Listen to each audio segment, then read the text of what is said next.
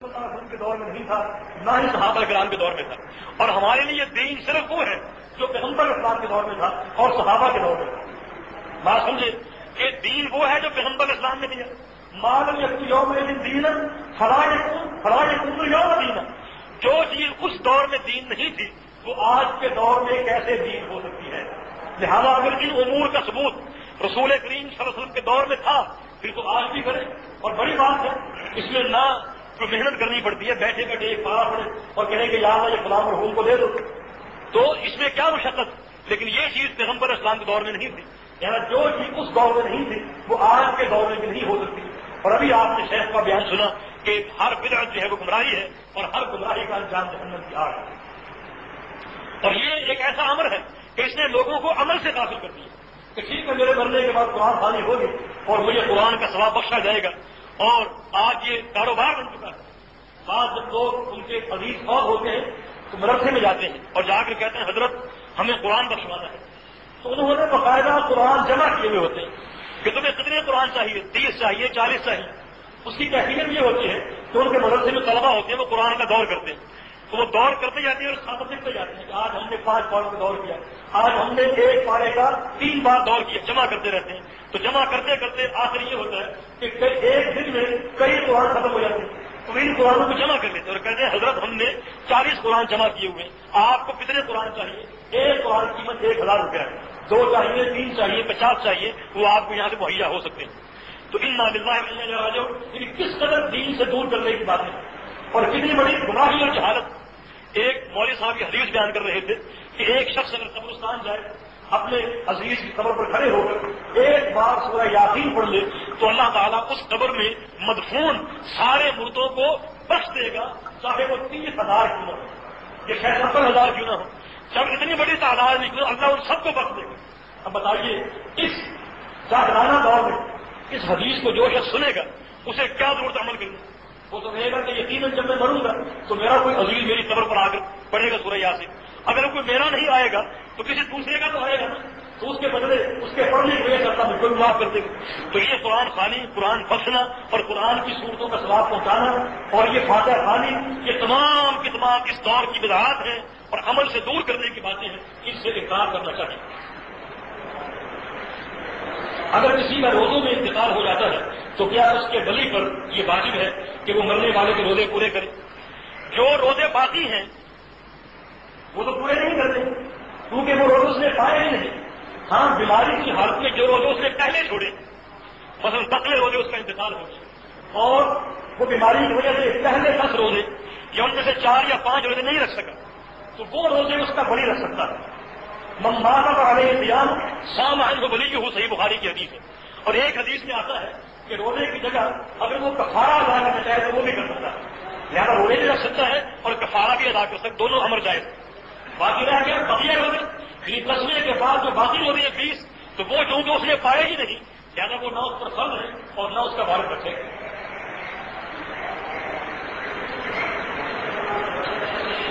یہ عورت کے زیور کی زکات کے بارے میں سوال ہے اور اس کے نصاب کے بارے میں یہ مسئلہ عام طور پر بیان ہوتا ہے۔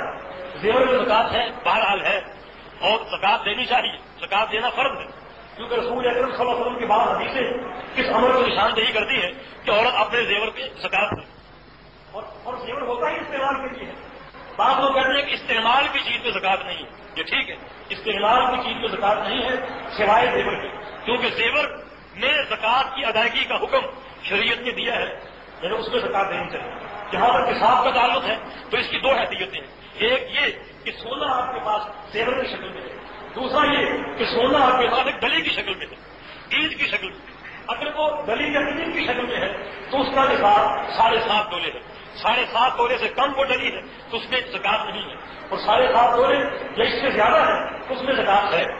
اور اگر زیور کی شکل میں ہے تو چاہے وہ کتنا ہی ہو، 1 تولہ ہو، 2 تولہ ہو، حتیٰ کہ ناک میں پہننے والا ہو، قرط جس کا ذکر ایک حدیث میں آتا ہے کہ ایک عورت نے قرط یہ ناک میں زیور پہنا ہوا تھا اور پیغمبر اسلام نے پوچھا کیا تم اس کی زکات دیتی ہو؟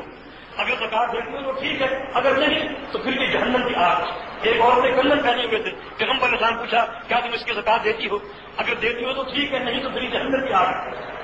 زیور سونا زیور کی شکل میں، اس کی جو زکات کا نصاب ہے وہ متعین یا محصور نہیں ہے، تو تھوڑا ہو زیادہ ہو، 1 تولہ ہو، کم ہو زیادہ ہو، اس پر بہرحال زکات ہے۔ اور یہ روزے کی طلاق کے بارے میں، فدیہ کے بارے میں پوچھا گیا ہے، اس کے بارے میں عرض یہ ہے کہ جو مریض جو ہے وہ 2 قسم کے، ایک مریض وہ جس کا شفا یاب ہونا ممکن نہیں، مثلا وہ بہت برا ہے اور کسی ایسے مرض میں مبتلا ہے کہ مستقبل میں اس کی شفا کی امید نہیں ہے، بلکہ بیماری بڑھتی رہے گی، کمزوری بڑھتی رہے گی، تو ایسے مریض کے لیے فدیہ ہے، وہ ایک مسکین کو 2 ٹائم کا کھانا کھلائے۔ اور بعض مریض ایسے ہیں جن کا مرض عارضی نوعیت کا ہے، ان کو ان قریب شفا مل جائے گی، بخار ہے، درد سر ہے، پیٹ کا درد ہے، اس سے وہ شفا یاب ہونا ممکن ہے، تو وہ لوگ فدیہ نہیں دیں گے بلکہ وہ قضا دیں گے۔ اور قضا کی شکل یہ ہے کہ رمضان گزرنے کے بعد اگلے رمضان کے آنے سے پہلے آپ نے روزے پورے کرنے، جس کا بہترین طریقہ یہ ہے کہ سردیوں کا موسم ہو، دن چھوٹے ہوتے ہیں، پیاس بھی کم نہیں کرتے، اس موقع پر آپ کو روزے قضا کر لیں۔ یہ ضروری نہیں کہ آپ فوری طور پہ قضا کریں، نہیں، یہ امر مؤخر ہے، اگلے رمضان پر آپ جب چاہیں وہ قضا کر سکتے ہیں۔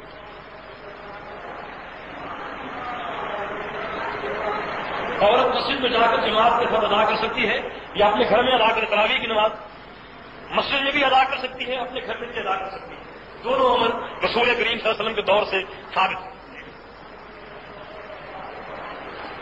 تراویح کے تعداد ہے تو رسول کریم صلی اللہ علیہ وسلم کی جو صحیح حدیث ہے، صحیح بخاری کی ہے، ان میں 8 رکعت کا ذکر ہے، اس لیے 8 رکعت تراویح ہی مسنون ہے اور 7 3 وتر۔ صحیح بخاری کی حدیث کے الفاظ ہے کہ رمضان ہو یا رمضان کے علاوہ ہو، رسول کریم صلی اللہ علیہ وسلم نے 11 رکعت سے زیادہ کبھی نہیں پڑھا، یعنی یہی سنت ہے۔ اگر آپ نے سنت پڑھنا ہے تو وہ 11 ہے، نفل آپ جتنے چاہے پڑھ لیں، لیکن سنت کی نیت سے صرف 11 ہے، باقی رہے گا 20، تو یہ سنت نہیں ہے، اس کو سنت سمجھنا، یہ کہنا غلط ہے۔ یہ سر ڈھانپ کر کے ننگے سر نماز پڑھنا دونوں امر پیغمبر اسلام سے ثابت ہے، اور دونوں میں سے کوئی بھی سنت آپ اپنا سکتے ہیں۔ جب ننگے سر نبی اسلام نے نماز پڑھی تو یہ بھی سنت ہے، اس لیے اس میں سختی کرنا، اس کو نجائز کہنا یہ غلط ہے۔ جب دونوں امر پیغمبر اسلام کی سنت ہیں تو دونوں سنتوں میں سے کسی سنت کو ادا کر سکتے ہیں۔ ہاں، جو ایک وقتی محبت اور ایک آپ کے دور کے ایک ظاہری آداب ہیں، ان میں سر ڈھانپ کر چلنا پھرنا اور سر ڈھانپ کر آنا جانا، اس کو شرافت اور عزت اور ادب کی علامت قرار دیا گیا ہے، تو اس لیے سر ڈھانپنا بہرحال یہ بہتر ہے اور ڈھانپ لینا چاہیے، لیکن سر ننگے نماز پڑھنا بھی پیغمبر اسلام کی سنت ثابت ہے۔ حتیٰ کہ پیغمبر اسلام کے بقیہ تمام کپڑے سامنے موجود تھے، پھر بھی آپ نے ایک کپڑے میں ننگے سر نماز پڑھی۔ جو مصنف ابن ابی شیبہ کی روایت ہے، جناب رسول اکرم صلی اللہ علیہ وسلم کے صحابی ابو بکر صدیق رضی اللہ عنہ ننگے سر نماز پڑھے تھے ایک کپڑے میں، اس ایک کپڑے کو اپنے گلے کے ارد گرد سے آپ نے ڈھانپا ہوا تھا اور باقی سر جو تھا وہ ننگا تھا اور پورے بدن کو آپ نے ڈھانپا ہوا تھا۔ کسی دیکھنے والے نے کہا کہ آپ نماز پڑھ رہے ہیں ایک کپڑے میں اور ننگے سر، حالانکہ آپ کے بقیہ کپڑے سامنے موجود ہیں، تو آپ نے فرمایا کہ انی رہے تو رسول اللہ صلی اللہ علیہ وسلم صلی فی صوت واحد وثیاب علی المسجد، میں نے پیغمبر اسلام کو دیکھا کہ آپ نے بھی اسی طرح نماز پڑھی، حالانکہ آپ کے بھی بقیہ کپڑے سامنے ٹنگے ہوئے تھے۔ یعنی اس میں کوئی حرج نہیں ہے اور اس میں تشدد کرنا بھی ٹھیک نہیں۔ جناب زمین پر 2 پیغمبروں کے زندہ ہونے کی کوئی روایت نہیں ملتی، ہاں آسمان پر جناب عیسیٰ علیہ السلام زندہ ہے اور ان کا زندہ ہونا یہ قرآن و حدیث سے ثابت ہے۔ باقی اس کے علاوہ جو آپ نے لکھا یا مشہور ہے کہ زمین پر بھی 2 پیغمبر زندہ ہیں، اس کا کوئی ثبوت نہیں ہے اور نہ ہی یہ کسی دلیل سے ثابت ہے، عیسیٰ علیہ السلام کی حیات میں ہے وہ ثابت ہے۔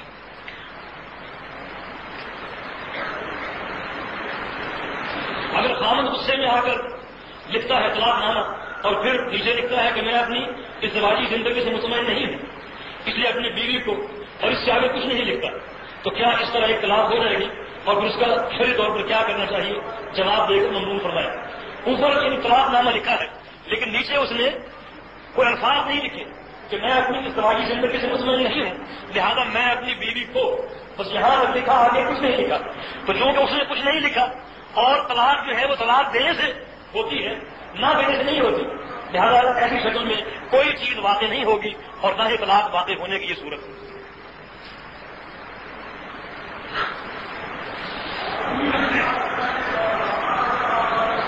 یہ ایک حدیث کا حوالہ دیا ہے کہ ایک انصاری عورت کی شادی ہوئی، اس پر رسول کریم صلی اللہ علیہ وسلم نے فرمایا کیا تمہارے ساتھ ڈھول وغیرہ تفریح کا سامان نہیں ہے؟ کیونکہ انصار ایسے موقع پر گانے بجانے کو پسند کرتے ہیں، کیا یہ حدیث صحیح ہے؟ جی ہاں، یہ حدیث صحیح ہے، اور رسول کریم صلی اللہ علیہ وسلم کی ایک اور روایت ہے، آپ نے فرمایا کہ نکاح فضل علیہ بالدف، کہ اس نکاح کا اعلان کرو اور اس پر دف بجایا کرو۔ دف جو ہے وہ ڈھول کی ایک شکل ہے، یہ دف اور ڈھول میں فرق، ڈھول جو ہے وہ دونوں طرف سے بجایا جاتا ہے، اس کے بجانے کا جو انتظام ہے وہ دونوں طرف سے ہوتا ہے، اور دف جو ہے وہ ایک ہی طرف سے بجایا جا سکتا ہے، اور پیغمبر اسلام نے دف بجانے کا حکم دیا ہے نکاح کے موقع پر۔ لیکن دف بجانے کی شکل جو ہے وہ یہ ہے کہ اس کو زور سے بجایا جائے تاکہ دور والے لوگ بھی سن لیں کہ یہاں شادی ہو رہی ہے، اور دوسروں کے دلوں میں بھی شادی کی ترغیب پیدا ہو۔ دف بجانے کی ایک شکل یہ ہے کہ اس کو ترتیب سے بجایا جائے اور موسیقیت پیدا کی، جس طرح ایک موسیقی کا انداز ہے ترتیب کے ساتھ بجایا جائے، جیسے یہ بھانگ اور براسی بجاتے ہیں اس طریقے سے بجایا جائے۔ یہ طریقہ ناجائز ہے کیونکہ موسیقیت دین میں جائز نہیں ہے۔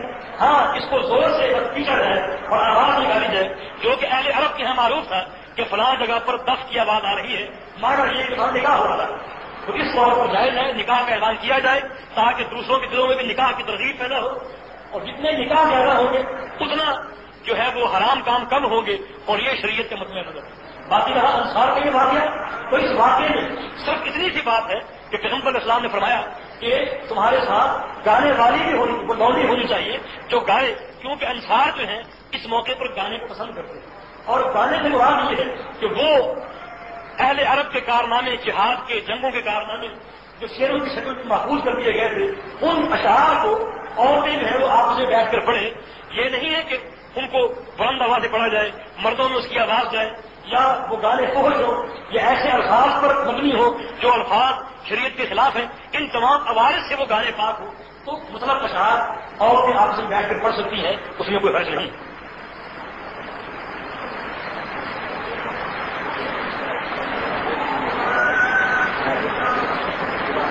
اللہ خیر، جی ہاں، یعنی جو حدیث کے الفاظ ہیں وہ یہ ہیں کہ رسول اللہ صلی اللہ علیہ وسلم نے یہ نہیں فرمایا کہ کوئی بالغ عورت ساتھ ہونی چاہیے گانے کے لیے، نہیں، بلکہ چھوٹی بچی جس کو اشعار یاد ہو وہ بیٹھ کر پڑھ سکتی ہے، اس میں بالغ عورت کا بھی ذکر نہیں۔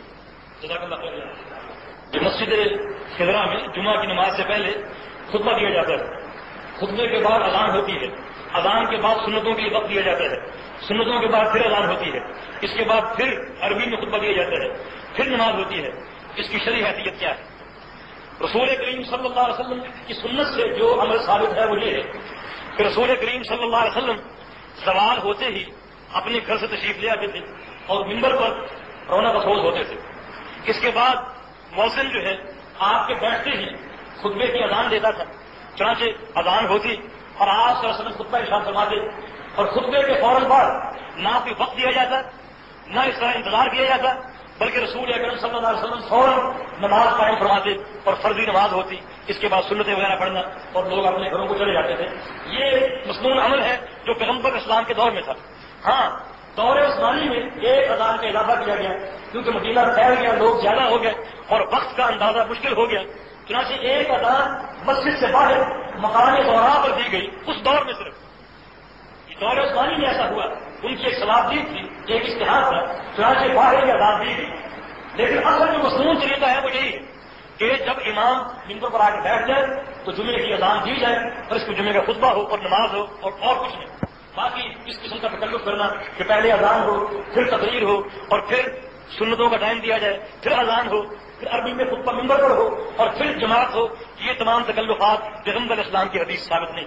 ان لوگوں کا شبہ یہ ہے کہ چونکہ رسول اللہ صلی اللہ علیہ وسلم عربی میں خطبہ ارشاد فرماتے تھے، لہذا اس منبر پر کسی اور زبان میں خطبہ نہیں دینا چاہیے، خطبہ جو ہے وہ عربی ہی میں دینا چاہیے۔ بھائی یہ شبہ باطل ہے، کیونکہ عربی میں آپ خطبہ دیتے تھے اس لیے کہ اس معاشرے کی، اس قوم کی زبان بھی عربی میں تھی۔ اگر کسی اور زبان کے رسول ہوتے تو اس زبان میں خطبہ دیتے، اور خطبے کے ارکان میں سے ایک رکن یہ ہے کہ لوگوں کو وعظ ہو، تذکیر ہو، نصیحت ہو۔ اگر عربی پڑھیں گے تو آپ کیا سمجھیں گے؟ ابھی آپ نے تقریر سنی عربی میں، آپ کیا سمجھے جب تک آپ کے لیے ترجمہ نہیں کیا گیا؟ تو یہ خطبہ اس کا جو نمایاں عنصر ہے وہ یہ ہے کہ وعظ ہو، نصیحت ہو، تذکیر ہو، اور تذکیر جو ہے وہ آپ کی اپنی زبان میں ہوگی، اس لیے خطبہ جو ہے وہ کسی بھی زبان میں دے سکتے ہیں۔ اور ہم عجیب تعارف پاتے ہیں ہنسی میں، وہ کہتے ہیں کہ نماز جو ہے وہ کسی بھی زبان میں پڑھ سکتے ہیں، فارسی میں پڑھ لو، اردو میں پڑھ لو، عربی کے علاوہ آپ ترجمہ کر سکتے ہیں، الحمدللہ رب العالمین کے بجائے آپ اس کا ترجمہ کر سکتے ہیں۔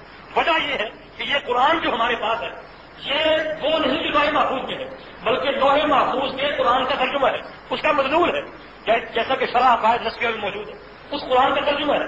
تو جب یہ اس کا ترجمہ ہے تو آگے بھی اس کا ترجمہ کرنا جائز، اس لیے فارسی میں نماز پڑھ لو، اردو میں نماز پڑھ لو، کسی بھی زبان میں نماز پڑھ سکتے ہیں۔ حالانکہ نماز کے بعد حکم یہ ہے کہ اس میں قرآن کی تلاوت کرنی ہے، عربی میں پڑھنی ہے، عربی کے علاوہ کچھ نہیں پڑھ سکتے، لیکن خطبہ جس میں آپ نے بات کرنا ہے، تذکیر کرنی ہے، وہ آپ صرف عربی میں دیں، اس میں کوئی اور زبان استعمال کرنا جائز نہیں ہے۔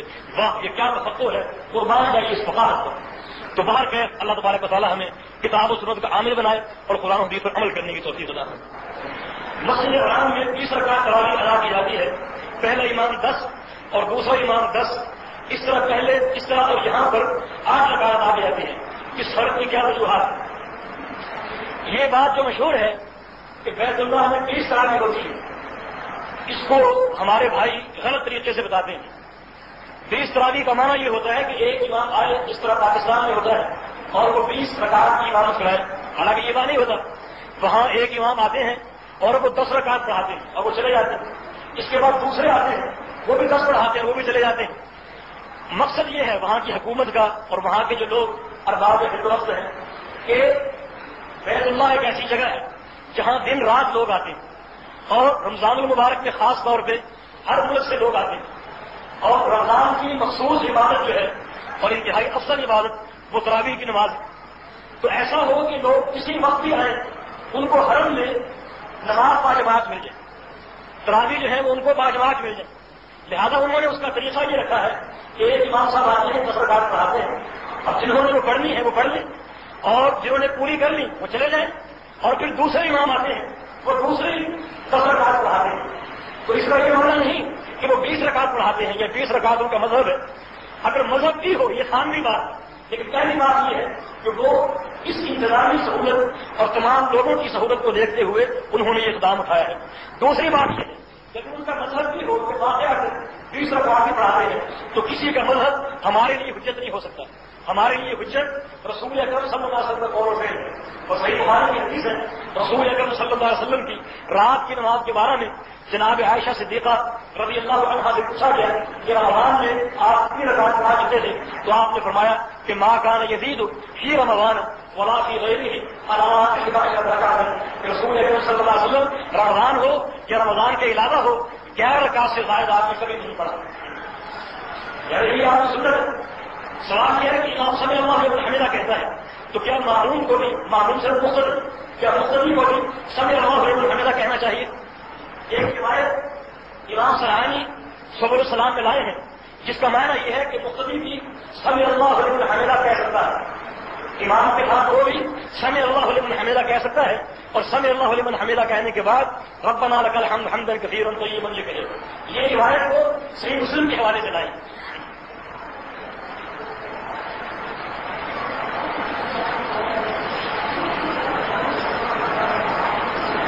آنکھوں میں سرما ڈالنے سے روزے پر کیا اثر پڑتا ہے؟ آنکھوں میں سرما ڈالنے سے روزے پر کوئی اثر نہیں پڑتا، بلکہ سرما ڈالنا تو سنت ہے۔ سنا ہے کہ آنکھوں کے ذریعے حلق میں چلا جاتا ہے، اگر ایسا سرما ہو جو صرف آپ کے چلا جاتا ہے تو پھر نہیں ڈالنا چاہیے۔ رکوع کے بعد کچھ لوگ ہاتھ باندھ لیتے ہیں اور کچھ کھلے چھوڑ دیتے ہیں، کون سا طریقہ درست ہے؟ حدیث سے بتائیں۔ یہ مسئلہ جماعت میں اختلافی مسئلہ ہے، بعض لوگوں کے نزدیک ہاتھ باندھنا سنت ہے اور بعض کے نزدیک ہاتھ چھوڑنا سنت ہے۔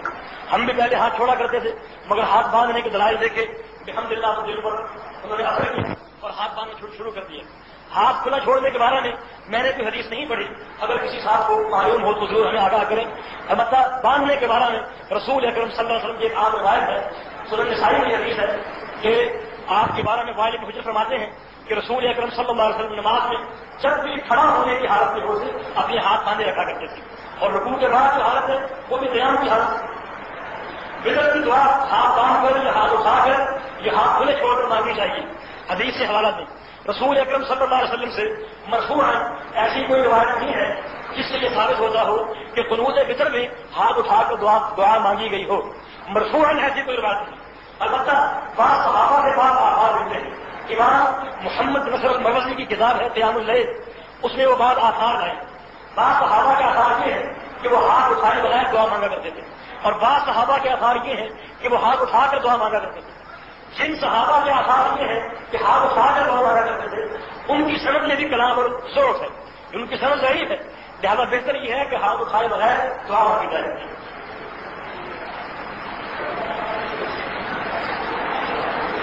عید کی نماز کے لیے جو عورتیں نماز پڑھنے آتی ہیں وہ بغیر پردے کے آتی ہیں، لہٰذا ان کو ہدایت کی جائے کہ وہ پردے میں نماز ادا کیا کریں۔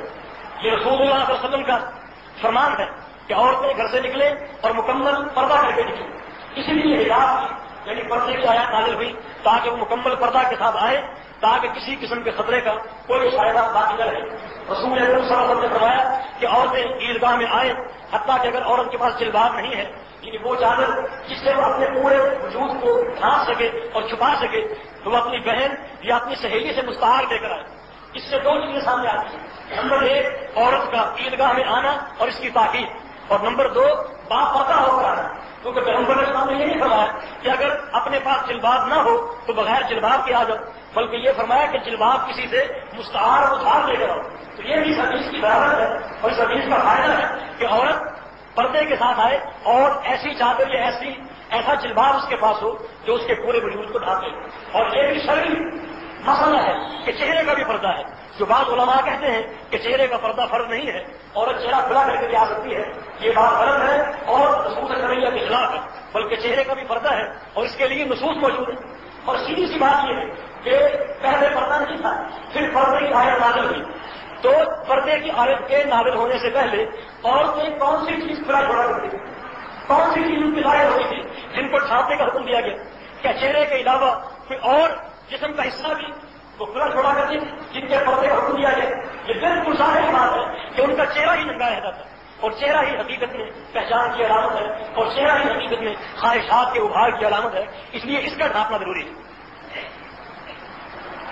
کیا نماز میں قرآن دیکھ کر پڑھا جا سکتا ہے یا نہیں؟ تراوی نماز میں حافظ جس کا قرآن سننے کے لیے کیا سامنے قرآن دیکھ سکتا ہے یا نہیں؟ جناب عائشہ صدیقہ رضی اللہ تعالیٰ عنہا سے ایک ایسا اثر ملتا ہے جس سے یہ ثابت ہوتا ہے کہ نوافل میں، یہ تراویح کی نماز میں دیکھ کر تلاوت کر سکتے ہیں اور دیکھ کر سن بھی سکتے ہیں، واللہ اعلم۔ نیچے درج ذیل حدیث سے واضح ہوتا ہے کہ شب قدر کی رات 27 ہے، پھر آخری 10 میں سے 5 راتوں کے جاگنے کا کیوں ذکر ہے؟ وہ حدیث یہ ہے کہ ذکر سے روایت ہے کہ میں نے ابی بن کعب سے سنا اور ان سے کہا گیا کہ عبداللہ بن مسعود کہتے ہیں کہ 30 سال بھر تک جاگے اس کو شب قدر ملے، جو سال بھر تک جاگے اس کو شب قدر ملے۔ ابی نے کہا کہ ہاں قسم ہے اس اللہ کی کہ اس کے سوا کوئی معبود نہیں ہے کہ بے شک شب قدر رمضان میں ہے، اور وہ قسم کھاتے تھے اور انشاءاللہ نہیں کہتے تھے۔ مطلب یہ ہے کہ اپنی قسم پر یقین تھا کہ سچی ہے، اور کہتے تھے قسم ہے اللہ کی میں خوب جانتا ہوں کہ وہ کون سی رات ہے، وہ وہی رات ہے جس میں ہم کو رسول اکرم نے جاگنے کا حکم کیا، وہ رات جس کی صبح کو 27ویں تاریخ ہوتی ہے، اور نشانی شب قدر کی یہ ہے کہ اس کی صبح کو سورج نکلتا ہے تو اس میں شعاع نہیں ہوتی۔ یہ حدیث صحیح ہے اور صحیح مسلم کی روایت ہے، اور اس مسئلے میں جو حق ہے وہ یہ ہے کہ جتنی بھی اس مسئلے میں احادیث ہیں ان کو جمع کیا جائے اور جمع کر کے پھر نتیجہ حاصل کیا جائے۔ رسول اکرم صلی اللہ علیہ وسلم کی بالکل واضح حدیث ہے، آپ نے ارشاد فرمایا کہ شب قدر کو تلاش کرو، التمسوها فی العشر الاواخر فی الوتر، کہ شب قدر کو تلاش کرو رمضان کے آخری عشرے میں اور طاق راتوں میں۔ یہ حدیث عام ہے اور اس حدیث کو بھی شامل ہے جس میں 27ویں شب کا ذکر ہے۔ ہاں اس حدیث کو سامنے رکھیں اور بقیہ حدیث کو سامنے رکھیں تو یہ ہم کہہ سکتے ہیں کہ 27ویں کی تاکید زیادہ ہے، اتنی تاکید ہے کہ ابی بن کعب رضی اللہ عنہ نے اس کو یقینی پیمانے میں بیان کیا کہ یہی رات ہے۔ یہ قسم کے یقین کے اظہار کا جو اسلوب ہے یہ قسم کے تاکید کا اسلوب ہے، چنانچہ 27ویں شب کو تاکید زیادہ ہے شب قدر کے ہونے کی، اور اس کے علاوہ جو راتیں ہیں ان میں بھی شب قدر ممکن ہے۔ چنانچہ صحیح بخاری کی اور صحیح مسلم کی بعض روایتوں سے معلوم ہوتا ہے کہ 27ویں کے علاوہ بھی بعض اوقات شب قدر پائی گئی۔ 21ویں کا ذکر ملتا ہے، 23ویں کا ذکر ملتا ہے، 25ویں کا ذکر ملتا ہے صحیح حدیثوں میں کہ ان راتوں میں بھی رسول اکرم صلی اللہ علیہ وسلم کے دور میں شب قدر پائی تھی۔ اس لیے 27ویں شب کا حاصل جو ہے یہ غلط ہے۔ یہ ہم کہہ سکتے ہیں کہ تاکید اس رات کی زیادہ ہے، لیکن یہ نہیں کہہ سکتے کہ یہی رات معین ہے، کیونکہ پیغمبر اسلام نے پاک راتوں میں شب قدر کو تلاش کرنے کا حکم دیا ہے۔ کیا چچی سے نکاح جائز ہے؟ چچی سے نکاح کیسے جائز ہو سکتا ہے؟ علم یہ کہ چچا کا انتقال ہو جائے۔ کیا کھڑے ہو کر پانی پی سکتے ہیں؟ کھڑے ہو کر پانی پینا بعض موقعوں پر رسول اکرم صلی اللہ علیہ وسلم کی سنت سے ثابت ہے. پیغمبر اسلام نے زمزم کا پانی کھڑے ہو کر پیا, اور جناب علی رضی اللہ عنہ ایک دن کھڑے ہو کر پانی پی رہے تھے.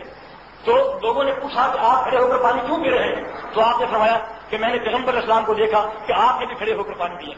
رسول اکرم صلی اللہ علیہ وسلم کی ایک اور حدیث ہے کہ آپ نے وضو کیا اور وضو کرنے کے بعد برتن میں جو پانی بچ گیا اسے آپ نے کھڑے ہو کر پیا. رسول اکرم صلی اللہ علیہ وسلم کی ایک اور حدیث ہے کہ ایک گھر میں آپ گئے, وہاں ان کا مشکیزہ چھت سے لٹک رہا تھا, آپ نے مشکیزے کی رسی کو کھولا اور کھڑے ہو کر پانی پیا. باہر کھڑے ہو کر پانی پینے کی مختلف حدیثیں آتی ہیں جو اس امر پر دلالت کرتی ہیں کہ کھڑے ہو کر پانی پینا جائز ہے. صحابہ کرام فرماتے ہیں کلنا ناکل ونمشی, ہم چلتے پھرتے کھایا کرتے تھے. تو یہ بھی ثابت ہے. اور اس کے علاوہ پیغمبر اسلام سے وعید بھی منقول ہے, کھڑے ہو کر پانی پینے کی یہ وعید ہے.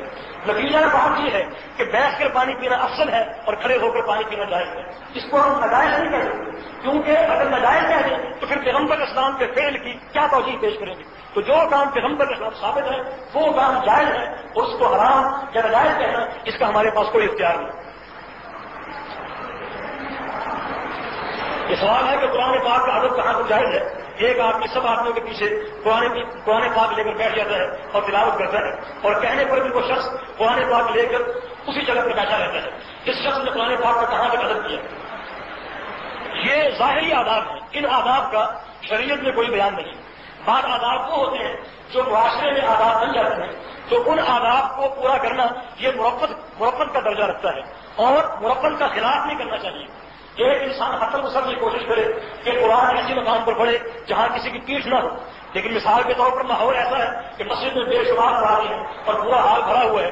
ایسے موقع پر تلاوت اگر کرنی ہے تو جہاں چاہے آپ بیٹھ کر تلاوت کر لیں. ایسے موقع پر اس قسم کے ظاہری آداب کا خیال رکھنا, جبکہ شریعت میں اس کا کوئی ذکر نہیں ہے, اس کی کوئی زیادہ تاکید بھی منقول نہیں.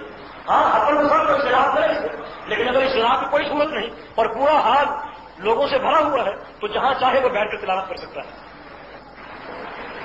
وطر کے بعد 2 رکعت بیٹھ کر پڑھنا صحیح ہے یا نہیں, جبکہ نبی صلی اللہ علیہ وسلم کا فرمان ہے کہ وطر کو آخری نماز بناؤ. جی ہاں, رسول اکرم صلی اللہ علیہ وسلم کا فرمان ہے کہ اجعلوا آخر صلاتکم باللیل وطرا, کہ اپنے رات کی آخری نماز کو اس کو وطر بناؤ. یہ رات کو آخری نماز وطر ہونی چاہیے. لیکن ایک حدیث میں آتا ہے کہ رسول اکرم صلی اللہ علیہ وسلم بیٹھ کر 2 نفل پڑھا کرتے تھے, بیٹھ کر وطر کے بعد 2 نفل پڑھا کرتے تھے. لہذا اب ان دونوں حدیثوں کو جمع کر لیں تو خلاصہ یہ بنتا ہے کہ فطر کے بعد کوئی نماز نہیں پڑھ سکتے سوائے ان 2 رکعات کے جو پیغمبر اسلام نے بیٹھ کر پڑھی ہے. ان کو پڑھنا کیونکہ پیغمبر اسلام سے ثابت ہے, لہذا ہم بھی پڑھ سکتے ہیں. بعض لوگوں نے اسے پیغمبر اسلام سے خاص کہا, لیکن تفسیر کی کوئی دلیل نہیں ملتی, لہذا سنت ہے اور سنت پر عمل کرنا مستحب ہے. بیت اللہ میں قرآن شریف صفوں میں بیٹھ کر منزل پڑھتے ہیں. اگر اس مسجد میں کوئی شخص منزل پڑتا ہے تو پہلی صف والوں کی پیٹھ ہوتی ہے, اس کا جواب ہو جاتا ہے. بیت اللہ تو بطور خاص ایک ایسی جگہ ہے جہاں بڑا ازدحام ہوتا ہے. وہ تو ایسی جگہ ہے کہ وہاں نمازی کے آگے سے بھی گزرنا جائے, نمازی کے آگے سے بھی گزرنے کے بعد آثار ملتے ہیں, تو وہاں تو ازدحام ہوتا ہے اور وہاں اور کوئی شکل ہی نہیں. اس لیے جو یہ ظاہری آداب جو دنیا والوں کی نگاہوں میں ہے, ان آداب کو ہمیشہ ملحوظ خاطر رکھنا ممکن نہیں ہے, اور اگر شرعی آداب ہیں تو وہ ہمیشہ ملحوظ خاطر ہے.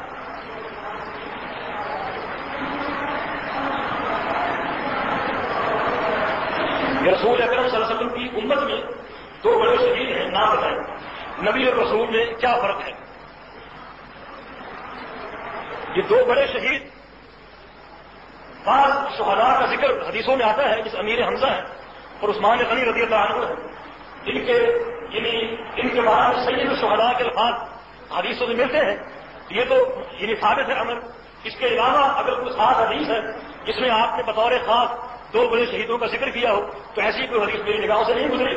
اللہ یہ کہ امیر حمزہ کو سید الشہداء کہا گیا ہے, اور عثمان غنی رضی اللہ عنہ کی شہادت کا ذکر بھی نبی اسلام نے خود اپنی زندگی میں کیا ہے. اس کے علاوہ کوئی حدیث ایسی نہیں ہے جس میں 2 بڑے شہیدوں کا ذکر الگ سے ملتا ہو. نبی رسول میں کیا فرق ہے؟ نبی رسول میں فرق ہے بھی اور نہیں بھی. ہر نبی رسول ہے اور ہر رسول نبی ہے, یہ تبادل یہی جائز ہے. اللہ یہ کہ جب یہ دونوں الفاظ مجتمع ہو تو پھر فرق کر سکتے ہیں.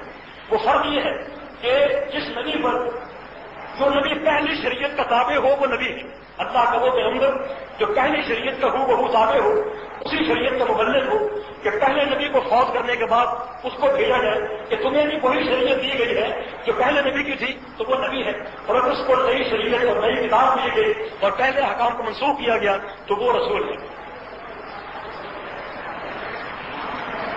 لوگ ناک سے لکیریں اور ہاتھ سے توبہ کرتے ہیں، کیا یہ درست ہے؟ توبہ کا تعلق نہ تو ناک سے ہے اور نہ ہاتھ سے ہے، توبہ کا تعلق زبان سے ہے۔ یہ الفاظ کہا کرے استغفر اللہ ربی من کل ذنب واتوب الیہ۔ جب حسین رضی اللہ عنہ کی شہادت میں کتنی عورتیں شامل تھیں، میرے ساتھی کو پتہ نہیں کیا قریش ہے اس عمر کی، بہرکیف جو اس واقعے کے بارے میں صحیح تاریخ ہے وہ بالکل مجروح ہو چکی ہے، اور کوئی ایسی تاریخ ہمیں نہیں ملتی جو صحیح تعداد کا تعین کر سکے کہ مرد کتنے تھے عورتیں کتنی تھیں۔ ہاں بعض واعظ جو ہیں وہ کسی راوی کے حوالے سے جب بھی بولیں گے راوی کہتا ہے، راوی کہتا ہے، بھائی وہ راوی کون ہے؟ وہ کون راوی ہے؟ کہاں بیٹھا ہوا تھا جو پورا واقعہ دیکھ رہا تھا اور ٹس سے مس نہیں ہو رہا تھا؟ تو راوی کے حوالے سے بہت کچھ ملتا ہے مگر صحیح سند کے ساتھ کچھ نہیں ملتا۔ لہذا اس بارے میں ہم سب کا یہ ایمان ہونا چاہیے کہ تلک امت قد خلت لها ما کسبت ولکم ما کسبتم ولا تسألون عما كانوا يعملون، کہ یہ ایک جماعت تھی جو عمل کرتی تھی اور گزر گئی، جو انہوں نے کمایا وہ ان کے لیے ہے اور تمہارے لیے وہ ہے جو تم کماؤ گے، جو وہ کما گئے اس میں سے تمہیں کچھ نہیں ملے گا، وہ ان کے لیے ہے اور تمہارے لیے وہ ہے جو تم کماؤ گے، اور جو عمل انہوں نے کیے ان اعمال کے بارے میں تم سے کوئی سوال نہیں کیا جائے گا، اس لیے اپنے عمل کی طرف توجہ دو، کسی اور کے عمل کی طرف مت دیکھو۔ روح کی حالت کیسی ہوتی ہے؟ کیونکہ ہمارے نبی کے پیچھے باقی پیغمبروں نے نماز پڑھی ہے، جواب دیں۔ روح کے بارے میں میرا جواب وہی ہے جو قرآن نے دیا تھا جب مشرکین مکہ نے یہودیوں کے توسط سے ایک سوال کیا تھا کہ روح کی کیا حقیقت ہے، تو اللہ رب العزت نے جبریل امین کو وہی دے کر بھیجا، یسألونک عن الروح قل الروح من امر ربی وما اوتیتم من العلم الا قلیلا، کہ آپ سے روح کے بارے میں پوچھتے ہیں، کہہ دو کہ یہ روح جو ہے میرے رب کے حکم سے ہے اور تم کو روح کے بارے میں بہت کم علم دیا گیا ہے۔ لہذا جب ہمیں روح کے بارے میں علم نہیں دیا گیا اور ان متشابہات میں سے ہے جو کچھ اللہ نے بتایا اس پر ہم ایمان لائیں اور جو نہیں بتایا اس کے قریب سے قریب کریں۔ یہ کوئی ایسا مسئلہ نہیں ہے کہ ہم سے قبر میں سوال کیا جائے کہ روح کے بارے میں تمہارا کیا عقیدہ تھا، قیامت کے دن پوچھا جائے کہ روح کے بارے میں تمہارا کیا عقیدہ تھا۔ اس لیے قرآن کے علم پر اکتفا کیجیے۔ جہاں تک تعلق ہے پیغمبروں کا، رسول اکرم صلی اللہ علیہ وسلم کے پیچھے نماز پڑھنے کا، تو یہ ثابت ہے اور اس پر ایمان لانا برحق ہے اور اس کے آگے جانا بدعت۔ یہ سارے جملے غور کر لیجیے۔ ایک پیغمبروں کا پیغمبر اسلام کے پیچھے نماز پڑھنا ثابت ہے اور اسی حصے پر کسی حد تک ایمان لانا حق ہے اور فرض ہے اور واجب ہے، اور اس سے آگے مزید سوال کرنا اور مزید قیدنا یہ بدعت۔ اس لیے سوال وہ کرو جس کا تمہارے دین سے تعلق ہو، تمہارے عمل سے اور تمہارے عقیدے سے تعلق ہو۔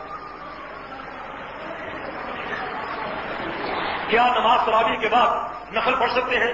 کتنی تعداد میں؟ نماز اگر آپ نے صرف سنت کا اتباع کرنا ہے اور سنت کا احساس کرنا ہے تو سنت جو ہے وہ 8 رکعت ہے، پیغمبر اسلام نے 11 رکعت سے زائد کبھی نہیں پڑھا۔ اور اگر آپ مطلق نفل پڑھنا چاہتے ہیں تو نفل کی کوئی قید نہیں، چاہے آپ ایک رات میں 100 نفل پڑھ دیں، لیکن سنت کی نیت سے صرف 8 پڑھیں گے۔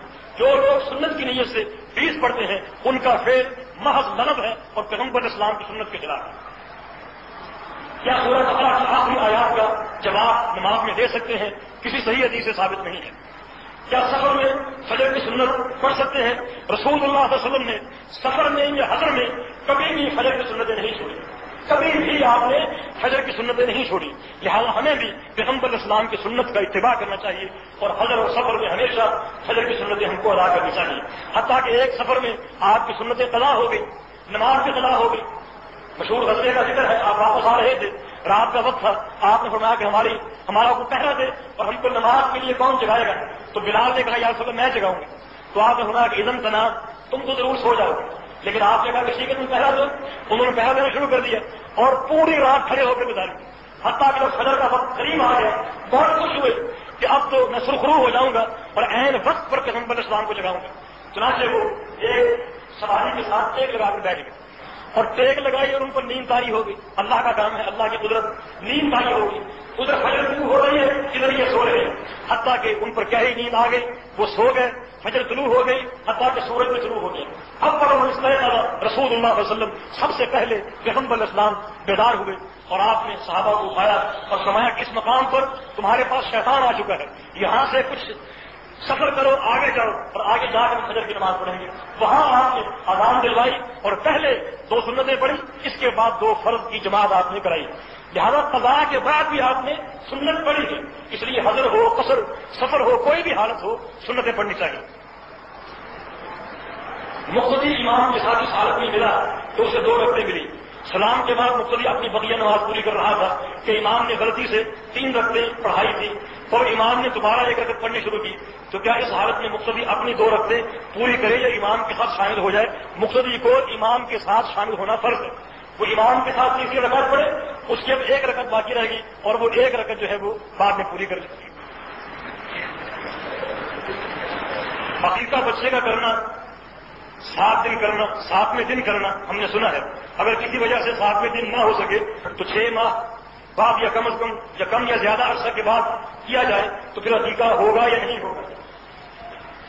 رسول اللہ صلی اللہ علیہ وسلم کی حدیث ہے کہ الغلام مرتہن بعقیقتہ، کہ بچہ جو ہے وہ اپنے عقیقے کے بدلے گروی رکھا ہوا ہے، لہذا جب اس کا عقیقہ کرو گے تو اس کو گروی سے چھڑا سکو، چاہے وہ سال بعد کرو چاہے وہ 2 سال بعد کرو۔ جہاں تک پیغمبر اسلام کی سنت ہے تو سنت جو ہے وہ 7ویں دن کرنا ہے، 7ویں دن کرنا چاہیے۔ اگر 7ویں دن نہیں ہو سکا تو پھر جب بھی اللہ توفیق دے کرنا چاہیے، کیونکہ پیغمبر اسلام کا فرمان ہے کہ یہ رحم ہے، یہ گروی ہے، لہذا اپنے بچوں کو گروی سے چھڑواؤ۔ اور بعض حدیثوں سے یہ بھی معلوم ہوتا ہے کہ جس بچے کا آپ نے عقیقہ کیا ہو اس بچے کے نیک عمل کا ثواب آپ کو ملے گا، اور اگر اس کا عقیقہ آپ نے نہیں کیا تو اس کے نیک اعمال کا ثواب بھی گروی کے طور پر موقوف رہے گا۔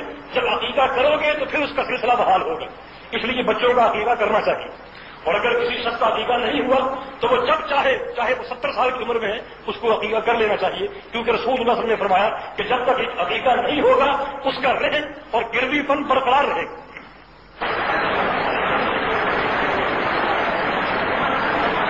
یہ سوال ہے کہ ظہر کی نماز کی رکعتوں کی تعداد اور ان کی ترتیب۔ ظہر کی نماز میں رسول اکرم صلی اللہ علیہ وسلم سے رکعات کی تعداد کے بارے میں 2 حدیثیں منقول ہیں۔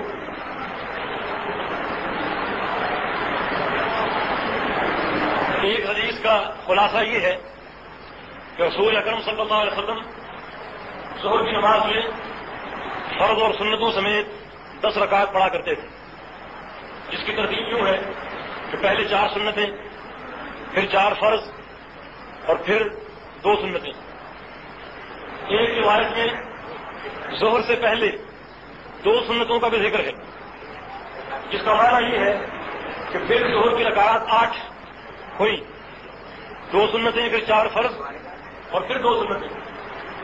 یہ حدیث بھی صحیح بخاری میں ہے، لیکن پہلی جو حدیث ہے اس پر عمل کرنا زیادہ بہتر اور راجح ہے، کیونکہ رسول اکرم صلی اللہ علیہ وسلم کی دوسری حدیث ہے، آپ نے ارشاد فرمایا کہ جو شخص دن اور رات میں 12 سنتوں کی پابندی کر لے تو بن اللہ له قصرا فی الجنہ، تو اللہ تعالیٰ اس کے لیے جنت میں ایک محل بنائے گا۔ وہ ترتیب آپ نے یوں بیان کی کہ ظہر کی 6 سنتیں، 4 فرضوں سے پہلے اور 2 فرضوں کے بعد، اور مغرب کی 2 سنتیں فرضوں کے بعد، اور عشاء کی 2 سنتیں فرضوں کے بعد، اور فجر کی 2 سنتیں فرضوں سے پہلے۔ یہ کل 12 رکعات ہیں، جس کے بارے میں آپ نے ارشاد فرمایا کہ جس نے ان کی محافظت اور پابندی کی تو اللہ تبارک و تعالیٰ جنت میں اس کا گھر بنائے گا۔ جس طرح عصا پکڑ کر جمعہ کا خطبہ دینا رسول اللہ صلی اللہ علیہ وسلم کی سنت ہے، کیا اسی طرح سر پر صافہ باندھ کر خطبہ دینا بھی سنت ہے؟ عصا کا مسنون ہونا تو ثابت ہے احادیث سے، جہاں تک صافے کا تعلق ہے تو رسول اکرم صلی اللہ علیہ وسلم نے صافہ بھی استعمال فرمایا ہے۔ خطبے کے ساتھ تحریر نہیں بلکہ عام حالات میں بھی رسول اکرم صلی اللہ علیہ وسلم نے صافہ باندھا ہے۔ آج ایک بہت بڑی بدعت رواج پا چکی ہے صافے کے تعلق سے۔ ایک باقاعدہ جماعت ہے جن کی پگڑیوں کا ایک مخصوص رنگ ہے اور وہ اس رنگ کی پگڑی باندھتے ہیں اور ہر ایک کو بندھواتے ہیں، چاہے وہ شیر خوار بچہ ہی کیوں نہ ہو، اور سمجھتے ہیں کہ اس پگڑی کے استعمال میں ثواب ہے، اور وہ نماز جو پگڑی کے ساتھ پڑھی جائے وہ افضل اور بہتر ہے اس نماز سے جو بغیر پگڑی کے پڑھی جائے، اور ان دونوں نمازوں میں کئی ہزار گنا کا فرق ہے، بلکہ شاید کئی لاکھ گنا کا فرق ہے۔ تو بھائی یہ حدیثیں بھی ساری موضوع اور من گھڑت ہے، اور اس رنگ کا اہتمام کرنا اور پھر اس کا اس قدر اہتمام کرنا کہ ہر وقت اس کو استعمال کرنا، یہ دور حاضر کی بدعت ہے۔ پگڑی کے تعلق سے بہت سی حدیثیں منقول ہیں، مگر سب کی سب موضوع ہیں اور سب کے سب من گھڑت۔ جہاں تک سادے کا استعمال ہے، اس کا استعمال رسول اکرم صلی اللہ علیہ وسلم ثابت ہے، لیکن اس کے ثبوت کا معنی یہ نہیں کہ اس ثواب کا ذکر کیا جائے جو وہ ثواب پیغمبر اسلام نے ذکر نہیں کیا۔ اور حدیثوں میں یہ بھی آتا ہے کہ رسول اللہ صلی اللہ علیہ وسلم جب پگڑی باندھتے تھے تو پگڑی اور سر کے درمیان کوئی سخت قسم کی چیز رکھتے تھے، جیسے آج کل کلا رکھا جاتا ہے، سخت قسم کا ہوتا ہے، اس کو پگڑی کا کپڑا لپیٹ کر اس کو سر پہ رکھا جاتا ہے۔ تو اس سے عمل سے سنت پر عمل ہو سکتا ہے انشاءاللہ۔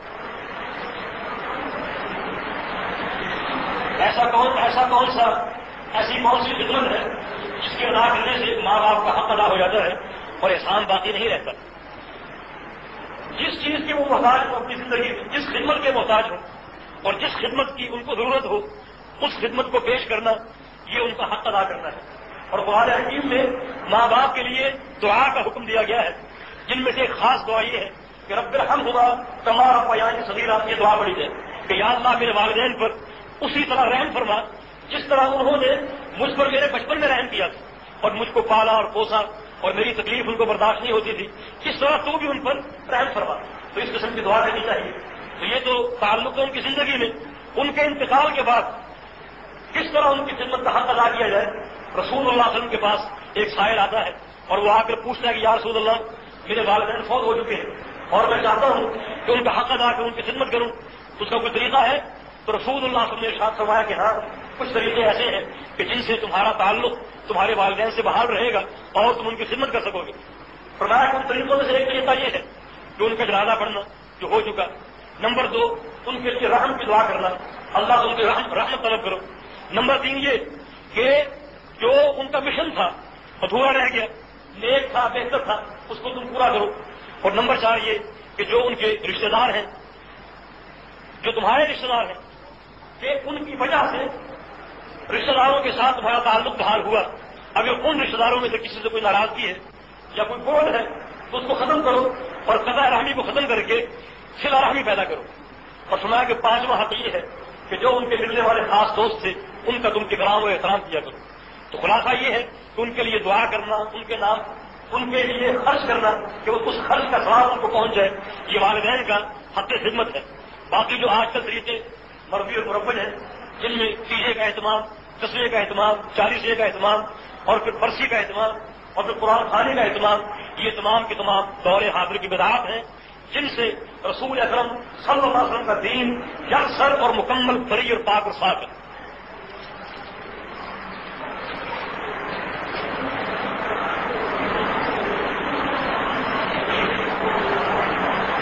جیسا کہ اہل علم کا کہنا ہے کہ صحابہ کرام ہم سے، محدثین سے، ائمہ کرام سے بہتر اللہ کی توحید اور رسول کی سنت کو سمجھتے تھے۔ حضرت عمر نے 20 رکعت تراویح پڑھی۔ یہ سوال آپ واضح ہو گیا ہوگا، بارہ اتنا لمبا ہے کہ پڑھنے کی ضرورت نہیں۔ حضرت عمر رضی اللہ عنہ سے 20 رکعت تراویح ثابت ہی نہیں۔ جن اسناد سے ثابت کیا جاتا ہے وہ تمام کی تمام سندیں ضعیف ہیں، لہذا ضعیف سند سے کوئی مسئلہ ثابت نہیں ہوتا، نمبر 1۔ نمبر 2 یہ کہ موطا امام مالک نے جناب عمر بن خطاب رضی اللہ عنہ کی ایک روایت ہے کہ ان سے 11 رکعات کا ذکر ملتا ہے، 8 تراویح اور 3 وتر کا۔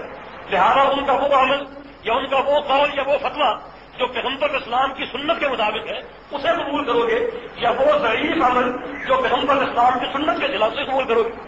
بھائی اگر آپ کا نام لینا ہی ہے تو آپ سے دونوں روایتیں منقول ہیں۔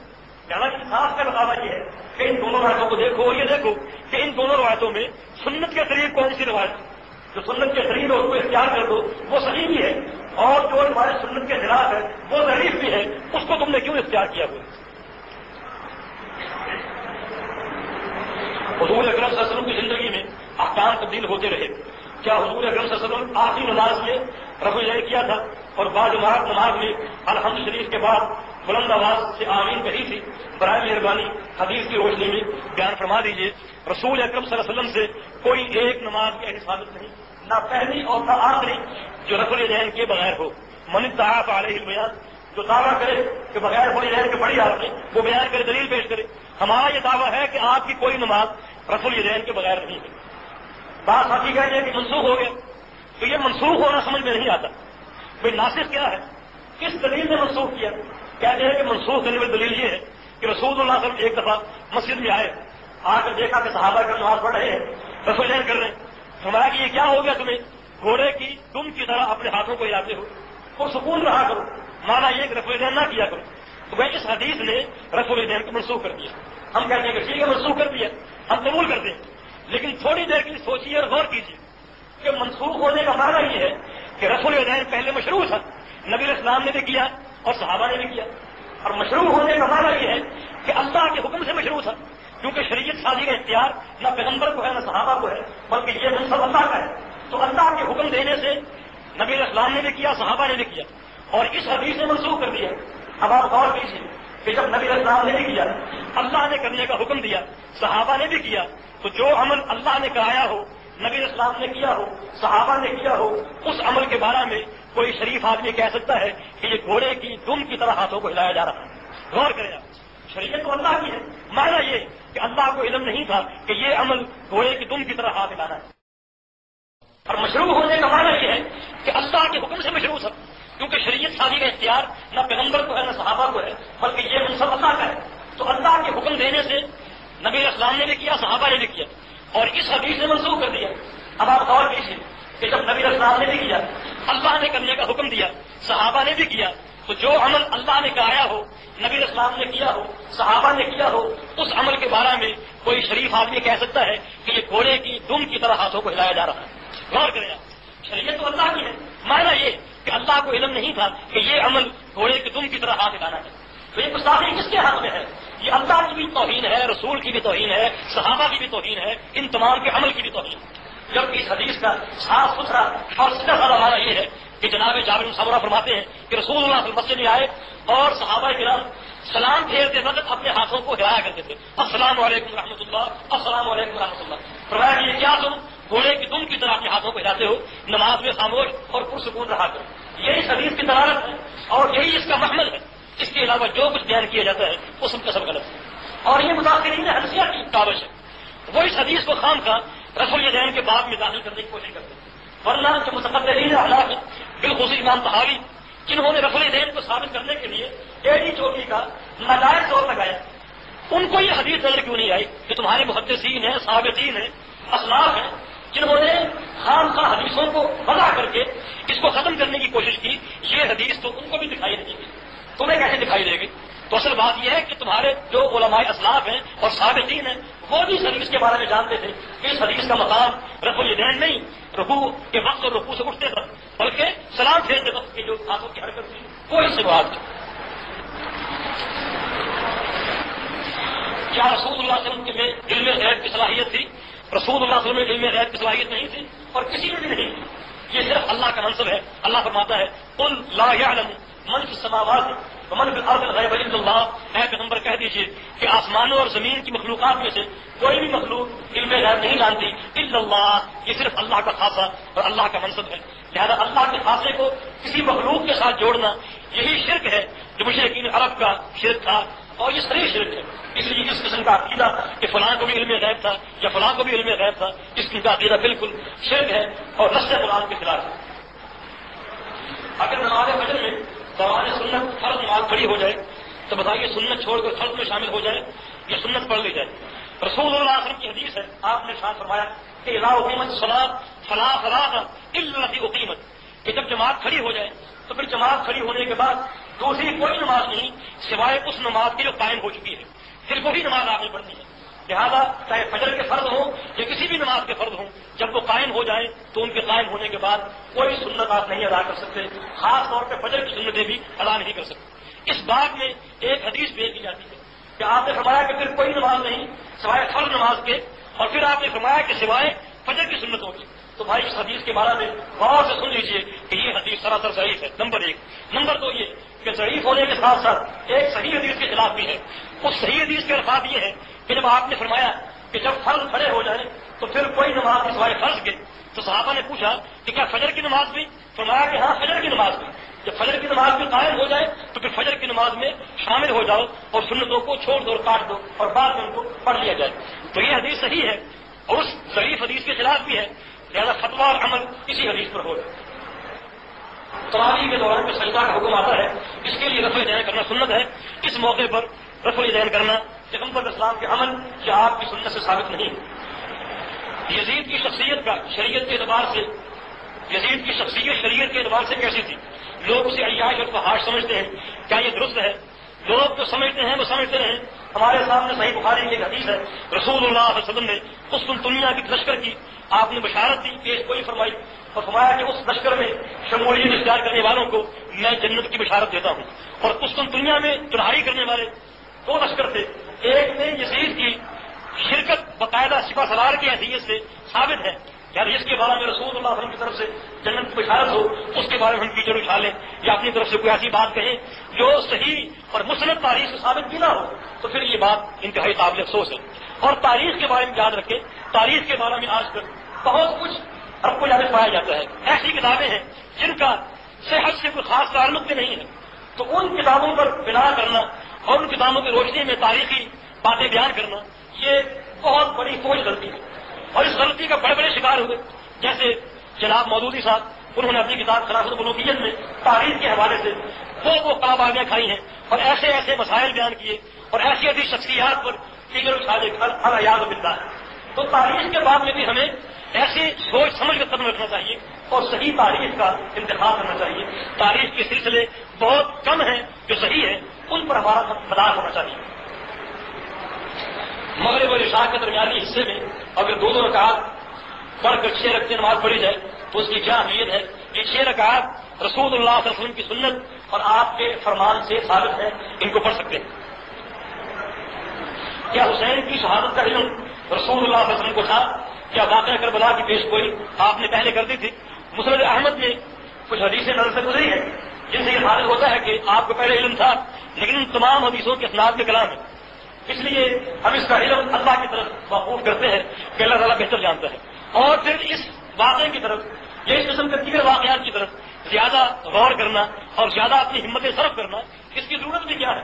ان کا امتوں کا خلط لہا ما کسبت ولکم ما کسبتم.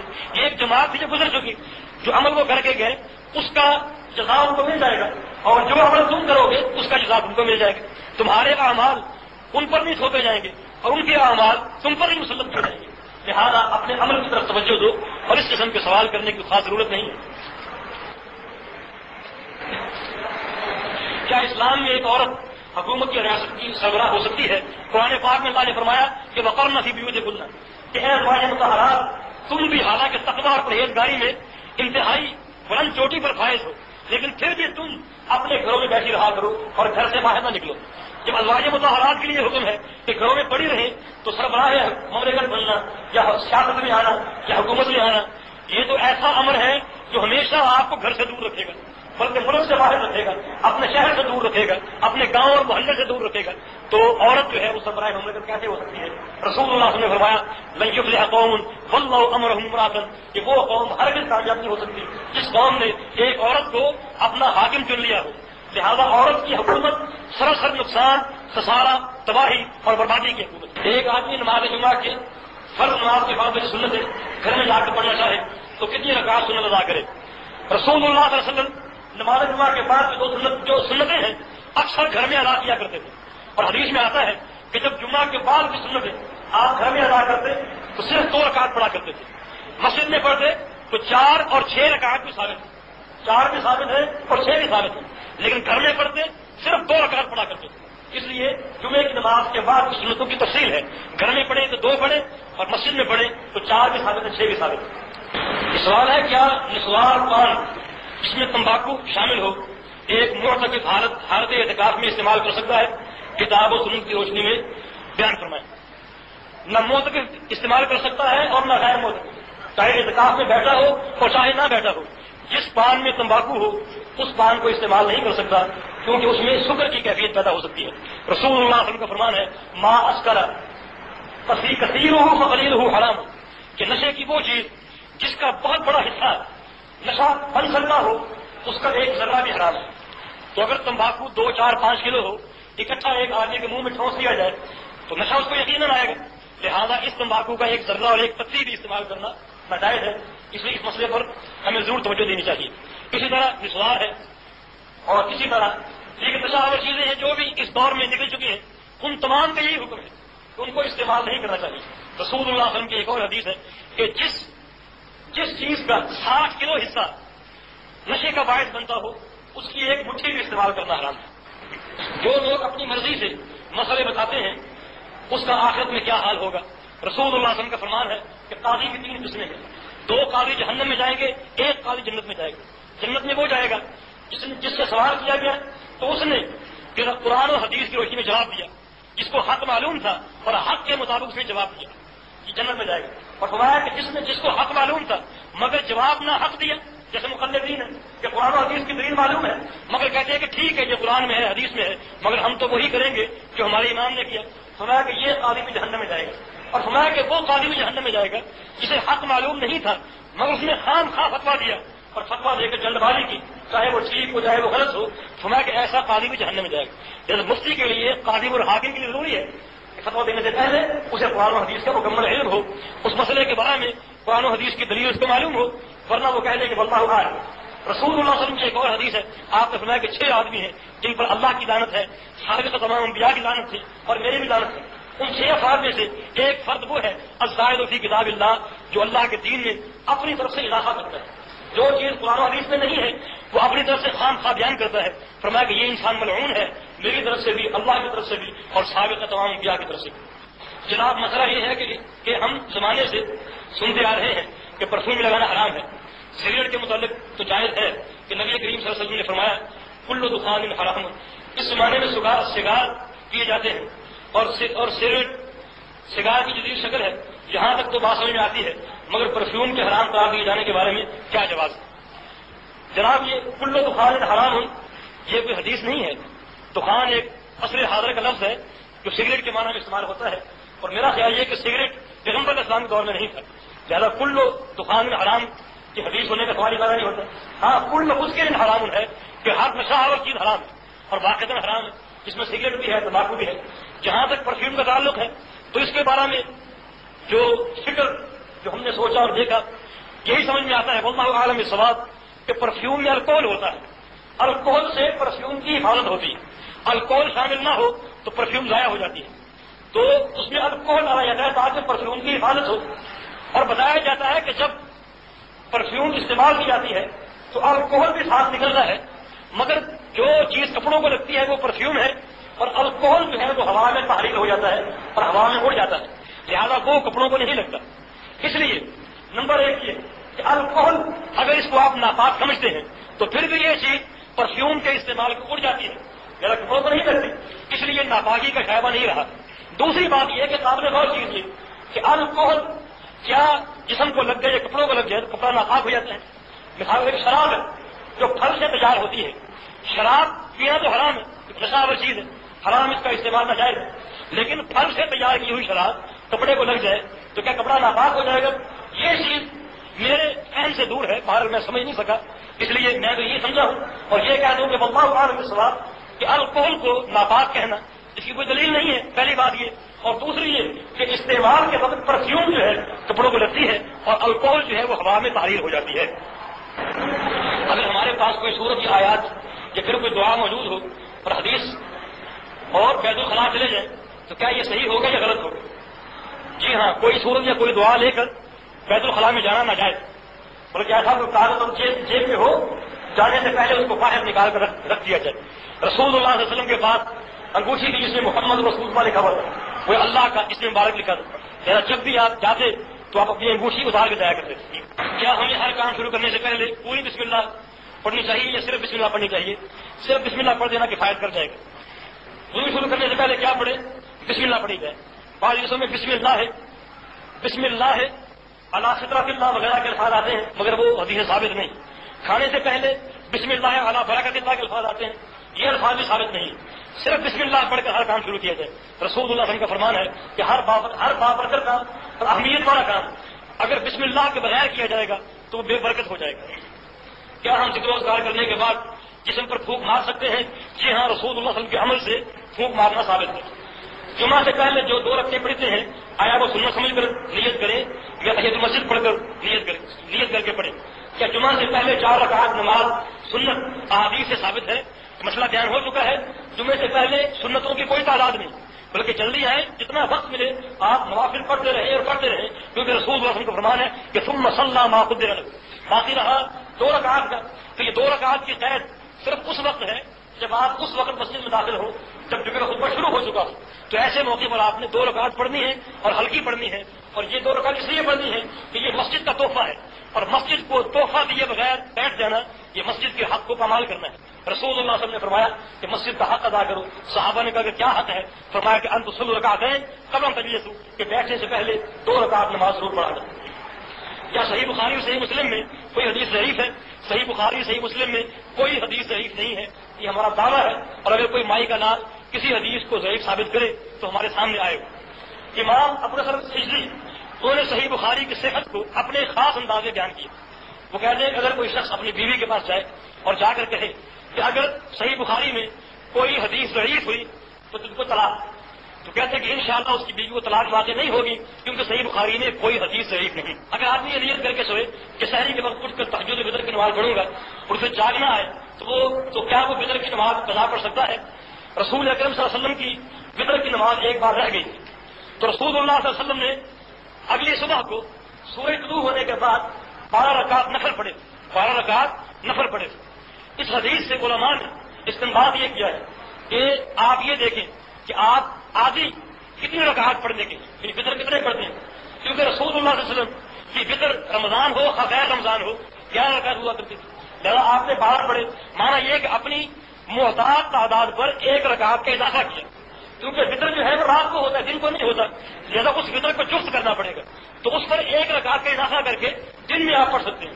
اگر 1 وتر پڑھنا آپ کی عادت ہے تو سورج نکلنے کے بعد 2 نفل پڑھ لیجیے، اگر 3 پڑھنا عادت ہے تو 4 پڑھ لیجیے، اگر 5 پڑھنا تو 6 پڑھ لیجیے۔ اس طرح آپ نفل پڑھ لیں تاکہ وتر چھوٹنے کا جو ملامت ہے وہ پوری ہو جائے۔ ویسے عرض یہ ہے کہ وتر کی نماز پیغمبر اسلام کے لیے فرض ہے اور باقی اور کسی کے لیے فرض نہیں۔ امام تراویح پڑھ رہا ہے، ایک آدمی آ کر اس کے پیچھے فرض نماز پڑھ سکتا ہے؟ قرآن و حدیث کی روشنی میں جواب دیں۔ ایک آدمی تراویح پڑھا رہا ہے یا پڑھ رہا ہے اور ایک آدمی فرض نماز باقی مسجد میں داخل ہوا، تو وہ تراویح کی جماعت میں فرض کی نیت سے کھڑا ہو سکتا ہے یا نہیں ہو سکتا؟ کھڑا ہو سکتا ہے۔ تراویح کی جماعت میں فرض کی نیت سے وہ کھڑا ہو سکتا ہے اور وہ فرض کی نیت سے اپنے 4 فرض جو ہے پڑھ سکتا ہے۔ اس میں جو الجھن کی بات ہے وہ یہ ہے کہ امام کی نیت نفل کی ہے اور مقتدی کی نیت فرض کی ہے، تو بھائی امام اور مقتدی ان دونوں کی نیت میں اختلاف کا ہونا شرعی دلائل سے ثابت ہے۔ جناب معاذ بن جبل رضی اللہ عنہ رسول اللہ صلی اللہ علیہ وسلم کے دور ہی میں پیغمبر اسلام کے علم میں تھا، یہ آپ کے دور میں رسول اللہ صلی اللہ علیہ وسلم کے پیچھے عشاء کی نماز پڑھا کرتے تھے اور فرض کی نیت سے پڑھا کرتے تھے۔ پھر اپنی قوم میں واپس جاتے، اپنے گاؤں میں دیہات میں جو آبادی مدینہ میں تھا، مدینے سے کم از کم 3 میل یا 9 میل کے فاصلے پر تھا، وہاں جاتے تو وہاں مزدور اور کسان ان کے منتظر ہوتے، چنانچہ وہاں جا کر ان کو بھی جماعت کرتے عشاء کی۔ اس وقت معاذ بن جبل کی نیت نفل کی ہوتی تھی اور پیچھے پڑنے والوں کی نیت فرض کی ہوتی تھی۔ ثابت یہ ہوا کہ امام اگر متنفل ہو اور مقتدی مستند ہو تو یہ اختلاف ہے، یہ جائز ہے۔ اس لیے اس شکل میں بھی الجھن ختم ہوگی۔ اگر تراویح والے کی نیت نفل کی ہے تو اس کے پیچھے فرض کی نیت سے آپ نماز پڑھ سکتے ہیں۔ تشہد میں انگلی اٹھانا کتنی بار اٹھانا چاہیے اور کس لفظ سے اٹھانا چاہیے؟ تشہد میں انگلی ایک بار اٹھائی جائے اور اس طرح اٹھائی جائے کہ پھر سلام پھیرنے تک نہ گرائی جائے۔ اس کی شکل یہ ہے کہ جو تشہد شروع ہو التحیات آپ اپنی انگلی کو اٹھا لیجیے اور پھر اس کو اٹھائے رکھیں۔ رسول اکرم صلی اللہ علیہ وسلم سے یہی ثابت ہے، اور روایتیں 2 قسم کی ہیں۔ ایک روایت میں یہ الفاظ ہے کہ آپ بعض اوقات انگلی میں حرکت دیا کرتے تھے، ایک میں یہ الفاظ ہے کہ یقیمھا آپ اپنی انگلی کو کھڑا رکھتے تھے۔ بال اٹھانا تو مستقل ثابت ہے، لیکن کبھی کبھی اس میں حرکت دینا یہ بھی بعض احادیث سے ثابت ہے۔ ایک حدیث میں یہ بھی ہے کہ رسول اکرم صلی اللہ علیہ وسلم اپنی انگلی کو 53 کی شکل میں رکھا کرتے تھے، یعنی اس طرح گول دائرے کی شکل میں، کہ انگوٹھا جو ہے وہ درمیان کی انگلی میں ہو، یہ 5 ہو گیا اور یہ 3 کا اشارہ ہو گیا۔ اس طرح عربی کا جو 53 ہے اس شکل میں اپنا ہاتھ بنا کر رکھا کرتے ہیں۔ باہر یہ تمام کیفیتیں پیغمبر کے سامنے ثابت ہے، جن میں قدر مشرف یہ ہے کہ پورے تشہد کی حالت میں جب بھی آپ نماز میں بیٹھے ہوں گے اپنی انگلی کھڑا رکھیں گے، چاہے تشہد اول ہو، تشہد ثانی ہو، جلسہ استراحت ہو یا جلسہ بین سجدتین ہو، ہر بیٹھنے کی حالت میں انگلی کی حالت کھڑا کرنے ہی کی ہے انشاءاللہ۔ کیا شب قدر ماہ رمضان میں پوری دنیا میں ایک ہی دفعہ نازل ہوتی ہے. اگر پوری دنیا میں ایک دفعہ نازل ہوتی ہے تو مختلف ممالک میں مختلف طاق آتے ہیں. وضاحت کیجیے. اللہ پاک نے فرمایا فمن شاہد منکم الشہر فلیصمہ، جو رمضان کے مہینے کو پانے کو روزہ رکھے. اور رمضان کے مہینے کو پانے کی شکل پیغمبر اسلام نے بیان کی. فرمایا کہ صوموا لرؤیتہ وافطروا لرؤیتہ، کہ روزہ رکھو چاند کو دیکھ کر اور افطار کرو چاند کو دیکھ کر. لہذا ہر علاقے میں چاند کو دیکھنے سے رمضان کا مہینہ شروع ہوگا. لہذا اللہ نے چاند دکھانا ہے، جس علاقے میں جب چاہے دکھائے. ہمیں پابندی یہ ہے کہ ہم چاند دیکھ روزہ رکھیں اور اسی کے مطابق اپنے روزوں کی گنتی پوری کریں. لہذا اللہ نے ہم کو جب چاند دکھایا اسی کے مطابق ہماری طاق رات ہوگی. اگر ہمیں آج دکھایا تو ہماری طاق رات آج کے مطابق ہوگی. اگر سعودی عرب میں ایک دن پہلے دکھایا تو ان کی طاق رات ان کے مطابق ہوگی، کیونکہ چاند دکھانے والا اللہ ہے اور حکم یہ ہے کہ چاند کو دیکھ کر روزہ رکھو. لہذا ہم اپنے حکم کے پابند ہیں اور اللہ اپنی شان اور اپنی ذات کے مظاہر دکھانے والا ہے. وہ شب قدر جب چاہے جہاں چاہے دکھائے اور اپنے نظام کے مطابق دکھاتا ہے. اس لیے ہمیں اس میں تشویش کی کوئی ضرورت نہیں، ہم اپنے عمل پر قائم رہیں انشاءاللہ. بعض مولانا کہتے ہیں کہ رمضان المبارک کا فطرہ 20 رمضان کے بعد دینا چاہیے اور عید سے پہلے. یہ 20 رمضان کے بعد کی قید حدیث سے ثابت نہیں ہے، البتہ عید سے پہلے کی قید حدیث سے ثابت ہے. رسول اللہ صلی اللہ علیہ وسلم نے فرمایا کہ عید سے پہلے فطرہ ادا کرو تاکہ غریب جو ہیں وہ عید کی خوشی میں شریک ہو جائیں. اور اگر عید کے بعد دیا تو پھر وہ عام صدقہ ہے، صدقۃ الفطر نہیں. اور صدقۃ الفطر جو ہے وہ فرض ہے اور اس کی شکل یہ ہے کہ اس کی کوئی قیمت محدود نہیں ہے. بعض مقامات پر تحریر کی جاتی ہے کہ 10 روپے یا 7 روپے یا 8 روپے. یہ تحریر ہم اپنی طرف سے نہیں کر سکتے. اس کی شکل یہ ہے کہ آپ جو اناج عام طور پہ کھاتے ہیں اس اناج کا 2.5 کلو جو قیمت بنتی ہے بہتر ایک اناج دیں، قیمت بھی دے سکتے ہیں. تو یہ صدقہ فطر ادا کرنے کی صورت ہے. اور عید سے پہلے ہو، اور یہ نہیں کہ عید کے دن ہی ہو، کافی پہلے بھی دے سکتے ہیں تاکہ کوئی غریب عید کے لیے اپنا لباس تیار کرنا چاہے یا کسی اور طریقے سے اپنی ضرورتیں پوری کرنا چاہے تو وہ کر سکے. کیا اللہ کے رسول کسی مسلمان کو خواب میں نظر آ سکتے ہیں یا نہیں آ سکتے؟ رسول اللہ صلی اللہ علیہ وسلم کا فرمان ہے من رآنی فی المنام فکأنما یرانی فی اليقظہ، کہ جس شخص نے مجھ کو خواب میں دیکھا گویا اس نے مجھ کو بیداری میں دیکھا. اس حدیث کا مصداق یہ ہے کہ رسول اللہ صلی اللہ علیہ وسلم خواب میں نظر آ سکتے ہیں. اور ایک حدیث میں آپ نے فرمایا کہ جس شخص نے مجھ کو خواب میں دیکھا اس نے مجھے ہی دیکھا فإن الشیطان لا يتمثل بی، اس لیے کہ شیطان میری شکل میں نہیں آ سکتا. اس نے گویا مجھے ہی دیکھا. لیکن اس میں ایک چیز آپ یقیناً سمجھ گئے ہوں گے کہ اس نے مجھے ہی دیکھا. یہ کس کے لیے ہو سکتا ہے؟ یقیناً یہ ایک صحابی کے لیے ہو سکتا ہے. کیوں؟ اس لیے کہ صحابی ہی وہ ہستی ہے جس نے عالم بیداری میں پیغمبر اسلام کو دیکھا. لہذا اگر خواب میں دیکھے گا تو خواب میں آپ کی شکل اگر بیداری کی شکل ایسی ہے تو اس کو یقین ہو جائے گا کہ یہ رسول اکرم صلی اللہ علیہ وسلم ہی ہے. تو شیطان اس طرح اس معنی میں آپ کی شکل ڈھال کے نہیں آ سکتا. دوسری بات یہ کہ اس حدیث کو بعض گمراہ لوگ اپنی گمراہی کا ذریعہ بناتے ہیں اور وہ کہتے ہیں کہ آج ہم کو رسول صلی اللہ علیہ وسلم خواب میں نظر آئے اور آپ نے ہمیں یہ حکم دیا، لہٰذا اے لوگوں تم یہ کام کرو، یہ حکم آپ نے دیا ہے. اصل بات یہ ہے کہ اس قسم کا جو بھی خواب جو بھی حضرت صاحب بیان کریں گے ہم ان کو بالکل باشگاف کہیں گے کہ حضرت صاحب آپ کی یہ خواب رحمانی خواب نہیں بلکہ شیطانی خواب ہے. کیونکہ اللہ فرماتا ہے الیوم اکملت لکم دینکم، کہ آج میں نے دین کو مکمل کر دیا. یار تکمیل دین کے بعد کوئی نیا حکم رسول اللہ صلی اللہ علیہ وسلم خواب میں آ کر کیسے دے سکتے؟ یہ تو اللہ کے دعوے کی ترغیب ہے. اس لیے اس قسم کے باب کو اپنے خواہشات کا ذریعہ بنانا اور لوگوں کی ہمدردی جیتنا کہ لوگ کہیں بابا فلاں کو پیغمبر اسلام کی زیارت ہو گئی کتنا خوش نصیب ہے تو اس کو نذرانے دیتے ہیں، تو یہ گمراہی کا باب ہے. اس سے اجتناب کرنی چاہیے. جناب ابن عباس رضی اللہ عنہ کے والد شخص آیا تابع، اس نے کہا کہ میں نے پیغمبر اسلام خواب میں دیکھا ہے. تو رسول انہوں نے کیا فرمایا کہ صرف لی رسول اللہ علیہ وسلم، مجھے بتاؤ کہ تم نے پیغمبر اسلام کو کیا دیکھا. پیغمبر اسلام کا نقشہ بیان کرو، آپ کی شکل بیان کرو، صورت بیان کرو، تم نے کیا دیکھا، آپ کی ناک مبارک کیسے تھی، رخسار مبارک کیسے تھے، قد کیسا تھا، داڑھی کیسی تھی، یہ تمام چیزیں بیان کرو. اس نے کہا کہ میں نے جو دیکھا اس کے مطابق آپ کی داڑھی ایسی تھی، آپ کا چہرہ ایسا تھا، آپ کا ناک ایسا تھا، کان ایسے تھے، رخسار ایسے تھے، سر کے بال ایسے تھے، قد ایسا تھا. جب تمام چیزیں بیان کی تو انہوں نے فرمایا کہ قد رہی رسول اللہ صلی اللہ علیہ وسلم حقا، تم نے بالکل برحق پیغمبر اسلام کو دیکھا. اس لیے اس حدیث کا تتمہ یہ ہے کہ اگر کسی شخص کو ایسی خواب آئے تو وہ کتب حدیث دیکھے. کتب حدیث میں رسول اللہ صلی اللہ علیہ وسلم کا نقشہ بیان کیا گیا ہے کہ آپ کا جسم کیسا تھا، بال کیسے تھے، داڑھی کیسی تھی اور تمام اعضاء کیسے تھے. ان کو دیکھے، وہ ان کو دیکھے، اگر اس کے مطابق ہے تو پھر اس کے لیے سعادت ہے اور اسی کے لیے ہے اس کو چرچا دینا، اس کو عام کرنا اور اس کے ذریعے لوگوں کی ہمدردی جیتنا، احکام بنانا، یہ تمام چیزیں غلط ہیں. یہ سوال ہے کہ اللہ کے رسول کے روضے مبارک کے آس پاس زمین کے نیچے سیسا ایک قسم کی دھات ہے پگھلا کر بھرا ہوا ہے، اس بات سے کوئی واقعہ ہے؟ پیش آیا تھا یا نہیں، کوئی واقعہ ہے تو بتائیں۔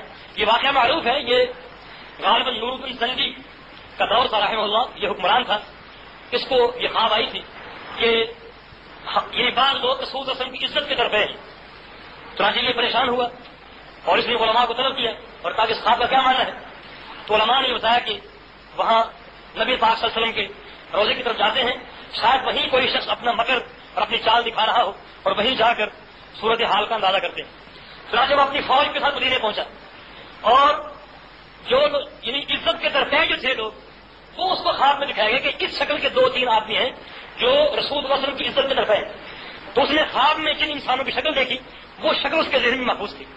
چنانچہ مدینے پہنچ کر اس نے گورنر مدینہ کو حکم دیا کہ ہم تمام اہل مدینہ کی دعوت کرنا چاہتے ہیں، ان سب کو مدعو کیا جائے تاکہ سب آ جائیں اور سب کی شکلیں میں باری باری دیکھوں، سب سے مسافہ کروں، ان کی شکلیں دیکھوں، اگر ایسے لوگ یہاں موجود ہوں تو ان کو پکڑ کر صورت حال معلوم کی جائے۔ پھر جب سب آ گئے، گورنر سے پوچھا کہ کیا سب آ گئے؟ کہاں کے سب آ گئے؟ کہا کہ پھر سوچ لو کیا سب آ گئے؟ کہاں کے سب آ گئے؟ لیکن پیغمبر اسلام کے روضے کے پاس جو 2 خلوے ہیں کمرے، اس کمرے میں 2 مہمان آئے ہوئے بڑے پرہیزگار ہیں، بڑا مال خرچ کرتے ہیں اور ہر وقت وہاں بیٹھ کر اللہ اللہ کرتے ہیں۔ وہ کہتے ہیں کہ ہمیں بادشاہ کی دعوت سے کیا تعلق ہے، ہم تو فقیر لوگ ہیں، یہاں تنہائی میں بیٹھ کر ذکر کریں۔ بادشاہ نے کہا کہ ان کو ضرور لے کر آؤ۔ چنانچہ انہیں لایا گیا تو ان کی شکل وہی تھی جو اس کو خواب میں دکھائی گئی۔ چنانچہ ان دونوں کو فوراً گرفتار کر لیا گیا اور گرفتار کر کے ان کو سزا دی گئی اور پوچھا گیا کہ تم یہاں کیا کر رہے ہو؟ ان کے کمرے کا معائنہ کیا گیا تو کمرے کے معائنے پر معلوم ہوا کہ انہوں نے کمرے کو کھودنا شروع کیا ہوا تھا اور کھود کر وہ بالکل رسول اللہ صلی اللہ علیہ وسلم کی قبر تک پہنچ چکے تھے، پیغمبر اسلام قبر تک پہنچ چکے تھے اور جو مٹی آتی تھی اس مٹی کا کمرے میں چبوترا بناتے تھے کہ یہ ہمارے بیٹھنے کی جگہ ہے، اور جو کمرہ کھودتے تھے اس کے اوپر ایک تختہ رکھ دیتے تھے تاکہ کسی آنے والے کو کچھ پتہ ہی نہ چل سکے کہ یہاں کیا ہو رہا ہے۔ ان کا مقصد یہ تھا کہ ہم نعوذ باللہ ثم نعوذ باللہ رسول اللہ صلی اللہ علیہ وسلم کی کسی اطہر کو قبر سے نکال دیں گے، پھر دنیا بھر کو چیلنج کریں گے کہ کوئی پیغمبر نہیں آیا، جو تم نے قبر بنائی ہے سب غلط ہے، اور اگر صحیح ہے تو کھود کر دیکھو یا کچھ بھی نہیں یہاں پر۔ یہ ان کا مکر تھا جو اللہ نے ظاہر کر دیا۔ تو اس کے بعد پھر حفظ حفاظت کے طور پر یہاں شیشہ جو ہے وہ داخل کیا گیا تاکہ کوئی اس قسم کی کبھی حرکت نہ کر سکے، اور مختلف دیواروں کے ساتھ پیغمبر اسلام قبر کی حفاظت کی گئی۔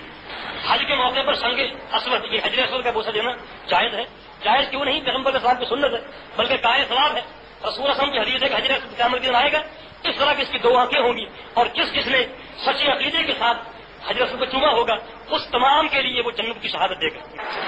یہ سوال ہے کہ کیا کوئی ایسی صحیح حدیث ہے کہ نبی پاک صلی اللہ علیہ وسلم کے سینے کے سامنے والے بٹن پورا سال کھلے رہتے تھے، ہمیں بٹن کھول کر پھرنا چاہیے یا بند کر کے رکھنے چاہیے؟ اس سلسلے میں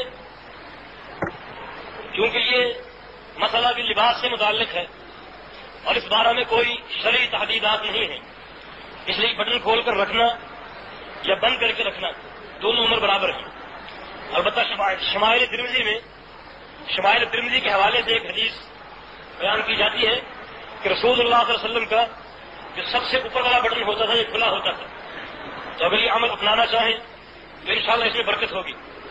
سوال ہے کہ اگر ہم کھڑے ہوں اور ہمیں تلاوت قرآن مجید سنائی دی جائے تو کھڑے ہوئے ہماری پوزیشن کیا ہونی چاہیے؟ کیا ہاتھ سینے پر باندھ کر ہم قرآن کی سنیں؟ حدیث کا حوالہ دیں۔ ہاتھوں کا سینے پر باندھنے سے قرآن مجید کے سننے سے کوئی تعلق نہیں ہے۔ ہاتھوں کا سینے پر باندھنا اور قرآن کی سننا، ان دونوں چیزوں کا آپس میں کوئی تعلق نہیں، اس لیے جس حالت میں بھی آپ سننا چاہیں بیٹھ کر کھڑے ہو کر وہ سن سکتے ہیں۔ اور ہاتھوں کا باندھنا یہ صرف نماز کے ساتھ خاص ہے، نماز کے علاوہ ہاتھوں کو باندھ کر رکھنا کسی کے سامنے بھی یہ ناجائز ہے اور اس میں شرک کا اشتباہ بھی ہو سکتا ہے۔ رفع الیدین کرنے کی صحیح احادیث کی تعداد کتنی ہے؟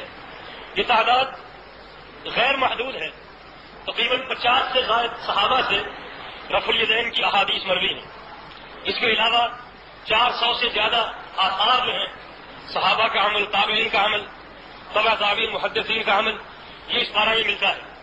اور بعض محدثین نے یہ دعویٰ کیا ہے جیسے حافظ بن صلاح وغیرہ نے کہ رفع الیدین کی احادیث جو ہے یہ متواتر ہے، اور حدیث متواتر وہ ہوتی ہے جن کو روایت کرنے والے روات کی تعداد ہر طبقے میں اتنی زیادہ ہو کہ عقلاً اور عادتاً ان کو کذب اور جھوٹ پر محمول کرنا محال ہو۔ لہذا یہ حدیث اور اس حدیث کے طرق بھی تواتر کے درجے تک پہنچتے ہیں.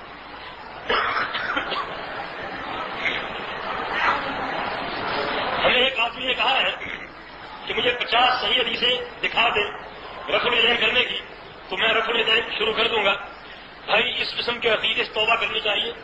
اس قسم کا نظریہ کفر ہے کہ 50 حدیثیں ہوں تو میں فلاں عمل کروں گا. رسول اللہ علیہ وسلم کا عمل ایک حدیث سے ثابت ہو جائے تو وہ واجب القبول اور لائق اطاعت اور واجب الاطاعت ہے. اگر اس قسم کا عقیدہ بنا لیں گے کہ ہر مسئلے میں یا فلاں مسئلے میں مجھے کم از کم 50 حدیثیں چاہیے تو یہ نظریہ کفر کا نظریہ ہے جس سے فوراً توبہ کرنی چاہیے. کیا امام ابو حنیفہ نے اپنے ہاتھ سے کوئی کتاب لکھی ہے؟ امام ابو حنیفہ سے کوئی کتاب ثابت نہیں صحت کے ساتھ. صرف ایک کتاب کے بارے میں عام طور پہ ذکر ملتا ہے مگر صحت اس کی بھی ثابت نہیں اور وہ کتاب فقہ اکبر ہے جو چند صفحات پر مشتمل ہے اور اس کی شرح بھی غالباً اللہ علیہ نے کی ہے اور یہ تقریباً یہ ایک چھوٹی سی جلد ہے جس میں عقائد کا بیان ہے اور ایمانیات کا بیان ہے. اس کے علاوہ ان سے کوئی کتاب نہیں ملتی اور کوئی کتاب بھی ان سے منقول نہیں. اور اس مسئلے میں کل بھی گفتگو ہو رہی تھی. ایک ہمارے ساتھی کا یہ سوال تھا, الجھن تھی کہ آخر امام صاحب کا ہر مسئلہ قرآن و حدیث سے کیوں ٹکراتا ہے. میں نے عرض کیا کہ یہ بات تو تب ہم کہیں جب امام صاحب سے منقول تمام مسئلے ان سے ثابت بھی ہوں. کوئی ان سے 600 سال بعد پیدا ہو رہا ہے اور کوئی 500 سال بعد پیدا ہو رہا ہے, کوئی 300 سال بعد پیدا ہو رہا ہے اور سب بغیر کسی سند کے بس یوں ہی بیان کرتے ہیں قال ابو حنیفہ کذا وکذالک عند ابی حنیفہ. یہ بات امام صاحب کے نزدیک ہے. یہ امام صاحب نے فرمایا کہ 400-500 سال کے بعد آپ کو کیسے پتا چلا کہ یہ امام صاحب کا مسلک یا اس کی سند لاؤ. اور حقیقت یہ ہے کہ امام صاحب کا کوئی قول ایسا نہیں ہے جو سند سے ان سے ملتا ہو مال سوائے چند اقوال کی. لہذا اس فقہ کے بارے میں ہم یہ کہنے میں بالکل حق بجانے گا کہ امام صاحب کا کوئی قول بھی یا اکثر اقوال آپ 90% سے زائد اقوال ایسے کہہ سکتے ہیں جو بغیر کسی سند کے آج موجود ہیں اور لوگ آنکھیں بند کر کے اس پر عمل کرتے ہیں. اللہ تعالیٰ نے اس دین کا بقا جو ہے وہ سند میں رکھا ہے. اسی لیے تمام احادیث اور اس کی اسناد آج تک محفوظ ہیں اور قیامت تک محفوظ رہے گی اور حقیقت میں یہی دین ہے. باقی جو ائمہ ہیں انہوں نے جو کتب لکھی ہیں ان تمام کے اسناد منقول ہیں اور مذکور ہیں. صرف فقہ حنفی میں امام ابو حنیفہ رحمۃ اللہ علیہ کے اقوال کی کوئی سند نہیں ملتی. اس لیے یہ تمہارا فکریہ ہے. یہ سوال ہے کہ آپ نے کہا تھا کہ بخاری میں کوئی حدیث ضعیف نہیں ہے مگر صحیح بخاری میں خالد بن مخلد سے جو حدیثیں روایت ہیں کیا وہ ضعیف نہیں ہیں؟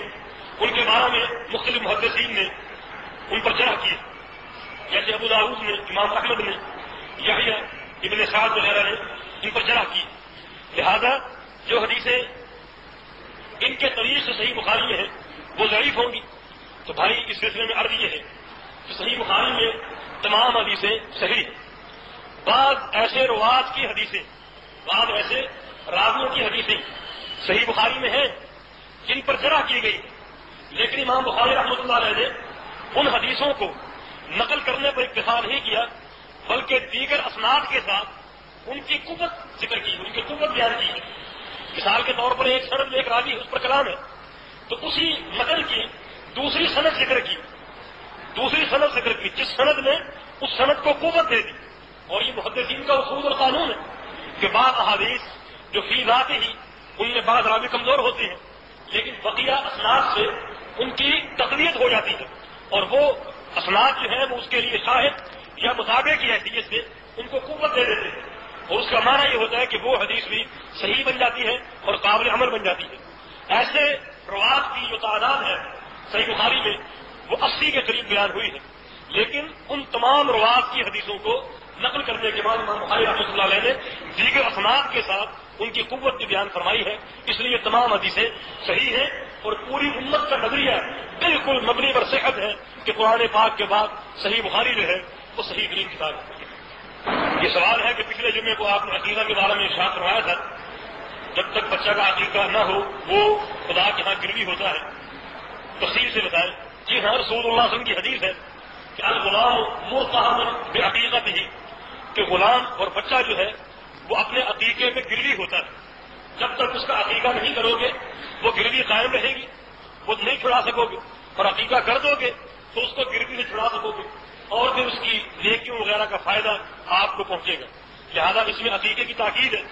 اس نوعیت سے بعض سوال کیے گئے ہیں۔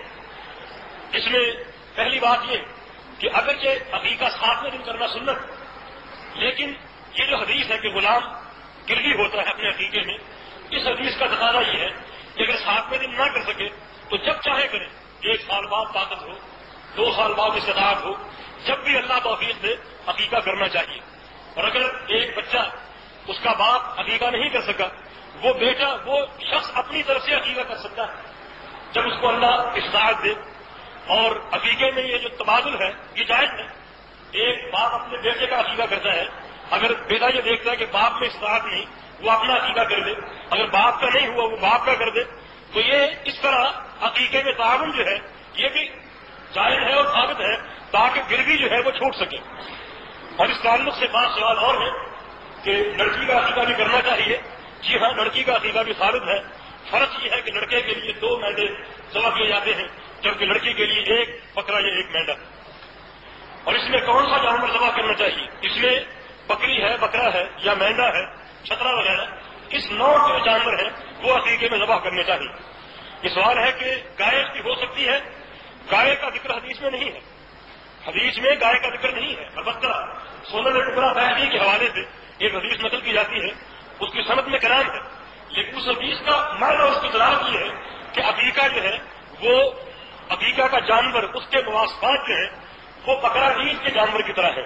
عقیقے کے جانور کی صفات بقرہ عید پر جو جانور ذبح ہوتا ہے اس کے صفات کی طرح ہے، جس سے بعض علماء نے استدلال کیا ہے کہ جس طرح بقرہ عید میں گائے ذبح کر سکتے ہیں، اس طرح عقیقے میں بھی گائے ذبح کر سکتے ہیں۔ اور اسی طرح بعض علماء نے کہا ہے کہ جس طرح بقرہ عید کے موقع پر ایک گائے میں 7 حصے بن سکتے ہیں، اس طرح عقیقے کے موقع پر بھی 7 حصے بنائے جا سکتے ہیں۔ لیکن ہم یہ کہتے ہیں کہ رسول اللہ صلی اللہ علیہ وسلم کی جو عملی سنت وہ بکرا ذبح کرنا ہے، اور باقاعدہ تعداد کا بھی ذکر ہے کہ بچے کی طرف سے 2 جانور اور بچی کی طرف سے 1 جانور، وہ ایک جان جو ہے وہ ذبح کی جائے اور بچے کی طرف سے 2 جانیں ذبح کی جائیں۔ اس لیے یہ بات اولا بھی قبول ہے، جبکہ اس حدیث میں کوئی صراحت بھی نہیں۔ ہم کہتے ہیں کہ مواصفات سے یہ مراد بھی ہو سکتی ہے کہ جس طرح قربانی کے جانور کی یہ ضروری ہے کہ اس میں کوئی عیب نہ ہو، اس کا کان کٹا ہوا نہ ہو، اس کا سینگ ٹوٹا ہوا نہ ہو، اس کے پاؤں میں عرق کے لنگڑا پن نہ ہو، تو اس قسم کے مواصفات جو ہے وہ عقیقے کے جانور میں بھی ہونے چاہیے۔ باقی یہ جو احکام ہیں ان کے لیے صریح دلیل چاہیے۔ یہ بات بڑی مشہور ہے کہ بال خدر جو کہ نبی پاک صلی اللہ علیہ وسلم کا تھا اور ان کی وفات کے بعد فاطمہ کے حصہ میں آنا تھا، مگر ابوبکر صدیق نے اسے بیت المال میں شامل کر لیا، انہیں ایسا نہیں کرنا تھا۔ کیا یہ صحیح ہے؟ معنی یہ کہ وہ توارث جناب فاطمہ رضی اللہ تعالیٰ عنہ کا حصہ تھا، مگر صدیق اکبر رضی اللہ عنہ بعد میں خلیفہ بنے، انہوں نے وہ مال خود ضبط کر لیا اور آپ کی بیٹی کو اس کا حصہ نہیں دیا، جس کو لوگ کہتے ہیں کہ یہ ظلم ہے اور یہ زیادتی ہے اور آل بیت پر ایک قسم کا ان کا حق جو ہے وہ چھینا گیا ہے۔ تو بھائی یہ تمام کے تمام اتہامات ہیں اور یہ سب کے سب الزامات ہیں۔ بال خدر اگر واقعہ رسول اللہ صلی اللہ علیہ وسلم کے پاس تھا جیسا کہ بعض روایتوں میں ہے، تو اس میں یہ رسول اللہ صلی اللہ علیہ وسلم کا مال تھا، اور رسول اللہ صلی اللہ علیہ وسلم کا مال جو ہے صرف رسول اللہ صلی اللہ علیہ وسلم کا مال ہی نہیں بلکہ تمام انبیاء کے مال کی حیثیت یہ ہوتی ہے۔ آپ نے ارشاد فرمایا کہ نحن معاشر الانبیاء لا نورث ما ترکناہ صدقۃ، کہ ہم انبیاء کی جماعت ہیں، ہمارا کوئی وارث نہیں ہے، جو مال ہم چھوڑیں گے وہ عام مسلمانوں کے لیے صدقہ ہے، اس کا وارث کوئی نہیں ہو سکتا۔ اس حدیث کے بعد جناب فاطمہ رضی اللہ عنہا کی وراثت کا مسئلہ بالکل ختم ہو گیا، اور یہ بات بالکل صحت سے ثابت ہے کہ جناب علی رضی اللہ عنہ اور جناب فاطمہ رضی اللہ عنہا اپنے حق کے لیے جناب صدیق اکبر کے پاس گئے اور کہا کہ جو رسول اللہ صلی اللہ علیہ وسلم کا مال ہے اس میں ہمیں حصہ دو جو وراثتاً ہمارے حصے میں آتا ہے۔ تو جناب صدیق اکبر نے فرمایا کہ رسول اللہ صلی اللہ علیہ وسلم کی ایک حدیث میرے پاس موجود ہے، وہ حدیث سن لو، اس کے بعد تم کہنا کہ تمہارا کیا خیال ہے۔ کہا کہ وہ کون سی حدیث ہے؟ تو یہی حدیث سنائی کہ ہم انبیاء کی جماعت، جو ہمارا مال ہے اس کا کوئی وارث نہیں ہو سکتا بلکہ وہ عام مسلمانوں کی صدقہ ہے اور وہ بیت المال میں جائے گا۔ چنانچہ انہوں نے کہا کہ جب رسول اللہ صلی اللہ علیہ وسلم کی حدیث ہے تو آمنا و صدقنا، انہوں نے قبول کر لیا حدیث کو اور اپنے حق سے دستبردار ہو گئے کہ اب یہ ہمارا حق نہیں بلکہ یہ عامت الناس کا حق ہے۔ تو جو صاحب حق تھے وہ دستبردار ہو گئے، لیکن دنیا کو نامعلوم کیا تکلیف ہے، وہ ہمیشہ ہر سال اور بطور خاص محرم کے مہینے میں جناب صدیق اکبر رضی اللہ عنہ کی ذات کو اور مختلف طعن و تشنیع کا نشانہ بناتے ہیں اور ان پر کیچڑ اچھالتے ہیں. بھائی یہ کوئی زیادتی نہیں، بلکہ انہوں نے وہی کیا جو شریعت کا عین منشا تھا اور شریعت کا مصداق تھا اور رسول اللہ صلی اللہ علیہ وسلم کی حدیث پر انہوں نے عمل کیا. کیا کوئی ایسے صحابہ کرام میں تھے جنہوں نے نبی پاک صلی اللہ علیہ وسلم کی جنازہ نہ پڑھا ہو اور ان کو دفنائے جانے کے بعد شہر واپس آئے؟ اگر یہ بات تاریخ سے ثابت ہے تو ان صحابہ کرام کے نام بتا دیجیے جو نبی پاک صلی اللہ علیہ وسلم کے جنازے میں شامل نہیں ہوئے. میں سمجھتا ہوں کہ یہ سوال بے مقصد ہے، کوئی اس کا مقصد نہیں ہے. دوسری چیز یہ کہ رسول اللہ صلی اللہ علیہ وسلم جب فوت ہوئے تو آپ کا جو جنازہ جو اس کی کیفیت تھی وہ یہ تھی کہ آپ ایک کمرے کے اندر، جس کمرے میں آپ کا انتقال ہوا عائشہ صدیقہ رضی اللہ عنہا کا کمرہ تھا. اور انبیاء کے بارے میں یہ حدیث ہے کہ انبیاء جس مقام پر فوت ہو جائیں اس مقام سے ان کو باہر نہیں نکال سکتے اور باہر لا نہیں سکتے، وہیں پڑے رہیں گے، وہیں رکھے رکھے ان کی قبر تیار ہوگی اور وہیں ان کو دفن کیا جائے گا. بلکہ ایک حدیث کے الفاظ میں ہے کہ اللہ رب العزت اپنے نبی کو دفن کے لیے، اپنے نبی کے لیے دفن کے لیے جو زمین پسند کرتا ہے اسی زمین پر اپنے پیغمبر کی روح قبض کرتا ہے. مانا یہ کہ پیغمبر کو یہیں دفن کر دیا جائے اور یہاں سے ہٹایا نہ جائے اور یہاں سے نکالا نہ جائے. رسول اللہ صلی اللہ علیہ وسلم اس بند اور چھوٹے سے کمرے میں آپ کا انتقال ہوا، باہر نکالے جانے کا کوئی سوال نہیں تھا. لہذا صحابہ کرام جماعت در جماعت اندر آتے اور جا کر رسول اللہ صلی اللہ علیہ وسلم پر درود پڑھتے، دعا مانگتے اور باہر آ جاتے. 10 کی تعداد میں صحابہ جاتے اور باہر آ جاتے. اس کا معنی یہ ہے کہ مدینہ منورہ میں جتنے بھی صحابہ تھے سب کو یہ شرف حاصل ہوا. ہاں جو صحابہ مدینے سے باہر ہو، اطلاع کا کوئی پیغام نہیں، کوئی ذریعہ نہیں، پیغام رسانی کے کوئی وسائل نہیں، ان کو بھلا کیسے اطلاع ہو سکتی ہے اور بھلا وہ کیسے اس میں شرکت کر سکتے ہیں؟ لہذا اگر اس سوال کا مقصد یہ ہے کہ ان صحابہ پر کوئی تانا زنی کرنی ہو جیسے کہ روافض کرتے ہیں تو یہ مقصد ان کا حل نہیں ہو سکتا، کیونکہ وہ صحابہ مدینہ سے باہر تھے اور وہ بالکل معذور تھے اس امر میں شرکت کرنے سے. لیکن جو صحابہ مدینہ میں تھے ان سب نے رسول اللہ صلی اللہ علیہ وسلم کو درود پڑھا، دعائیں پڑھی اور یہ شرف حاصل کیا. سنا ہے کہ امیر معاویہ کو محمد صلی اللہ علیہ وسلم نے کہا تھا کہ فلاں عورت شادی کر لو مگر اس کے بطن سے جو لڑکا پیدا ہوگا وہ حرام کا ہوگا. اگر یہ بات سچ ہے تو پھر امیر معاویہ نے اسے اپنے بعد خلیفہ مقرر کیوں کیا؟ یہ اتہام ہے کس پر؟ رسول اللہ صلی اللہ علیہ وسلم پر بھی، امیر معاویہ صحابی رسول پر بھی اور اللہ کی ذات پر بھی اور پورے دین پر. یعنی رسول اللہ صلی اللہ علیہ وسلم اپنے صحابی کو مشورہ دے کہ تم فلاں عورت شادی کرو، لیکن شادی کے باوجود بھی اس عورت کے پیٹ سے زنا کا بچہ پیدا ہوگا. کیا یہ توقع ایک پیغمبر سے کی جا سکتی؟ یہ اتہام تو ہے اس معنی میں پیغمبر اسلام کے. اور ایسے شخص کو اللہ تعالیٰ پیغمبر بنا کر بھیج سکتا ہے جو حرامی اور ثانی عورتوں سے اپنے صحابہ کی شادی کرائے. اور پھر ایک صحابی کا یہ مقام ہو سکتا ہے کہ اس صحابی کو ایسی عورت سے نکاح پر ترغیب دی جائے جو عورت ثانیہ ہو. اللہ فرماتا ہے الخبیثات للخبیثین والخبیثون للخبیثات والطیبات للطیبین والطیبون للطیبات. لہذا رسول اللہ صلی اللہ علیہ وسلم ایک صحابی کو اور کاتب وحی کو، امیر معاویہ کاتب وحی ہیں، رسول اللہ صلی اللہ علیہ وسلم کے خادم ہیں اور وحی لکھا کرتے تھے اور بڑے مدبر صحابی تھے، ان کے لیے رسول اللہ صلی اللہ علیہ وسلم ایک ثانیہ عورت کا انتخاب کیسے کر سکتے ہیں؟ حقیقت یہ ہے کہ یہ بھی ان بکواسات میں سے ایک بکواس ہے جو شیعہ صحابہ رسول کی طرف منسوب کرتے ہیں، جن کا صحت اور صداقت اور حقیقت سے کوئی تعلق نہیں ہے. اور امیر معاویہ کے مقام کو کم کرنے کی کوشش کی جاتی ہے ان کے بیٹے جناب یزید رضی اللہ تعالیٰ عنہ کے تعلق سے. لیکن یہ تمام کے تمام اتہامات ہیں. اللہ رب العزت ان لوگوں کو ہدایت عطا فرمائے. ایک تابعی سے کسی نے پوچھا کہ امیر معاویہ افضل ہیں یا عمر بن عبدالعزیز افضل؟ ان دونوں میں سے کون افضل ہے، امیر معاویہ یا عمر بن عبدالعزیز؟